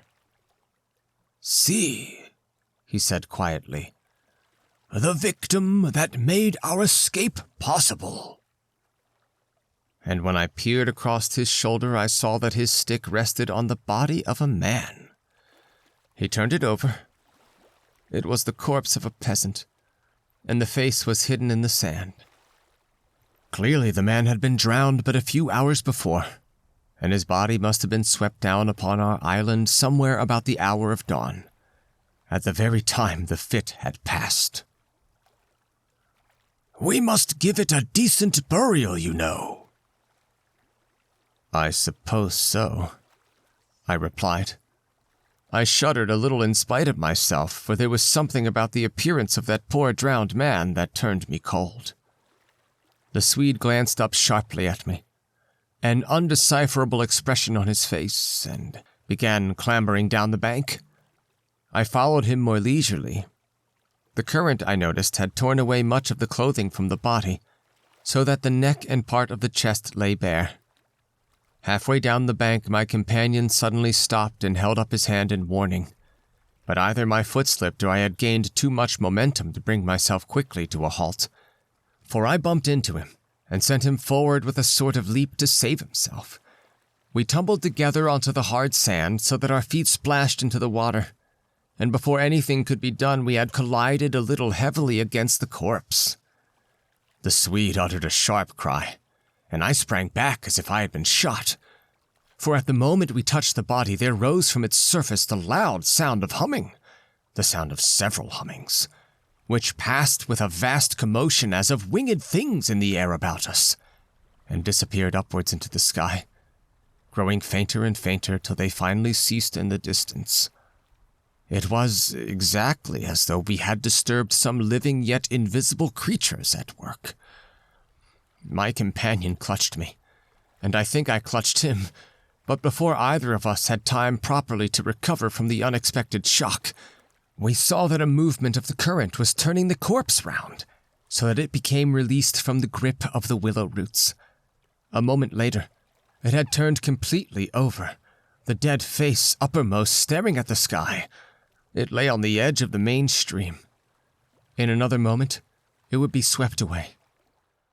The Swede started to save it, shouting again something I did not catch about a proper burial, and then abruptly dropped upon his knees on the sand and covered his eyes with his hands.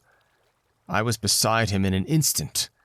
I saw what he had seen, for just as the body swung round to the current, the face and the exposed chest turned full towards us and showed plainly how the skin and flesh were indented with small hollows, beautifully formed, and exactly similar in shape and kind to the sand funnels that we had found all over the island. "Their mark!" I heard my companion mutter under his breath. "Their awful mark!"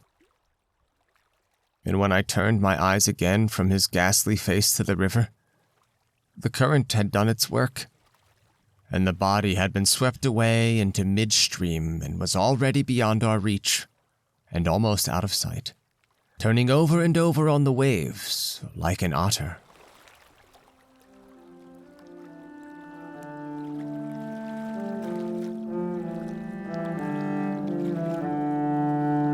End of The Willows by Algernon Blackwood. Reading by John Van Stan. Thanks for listening.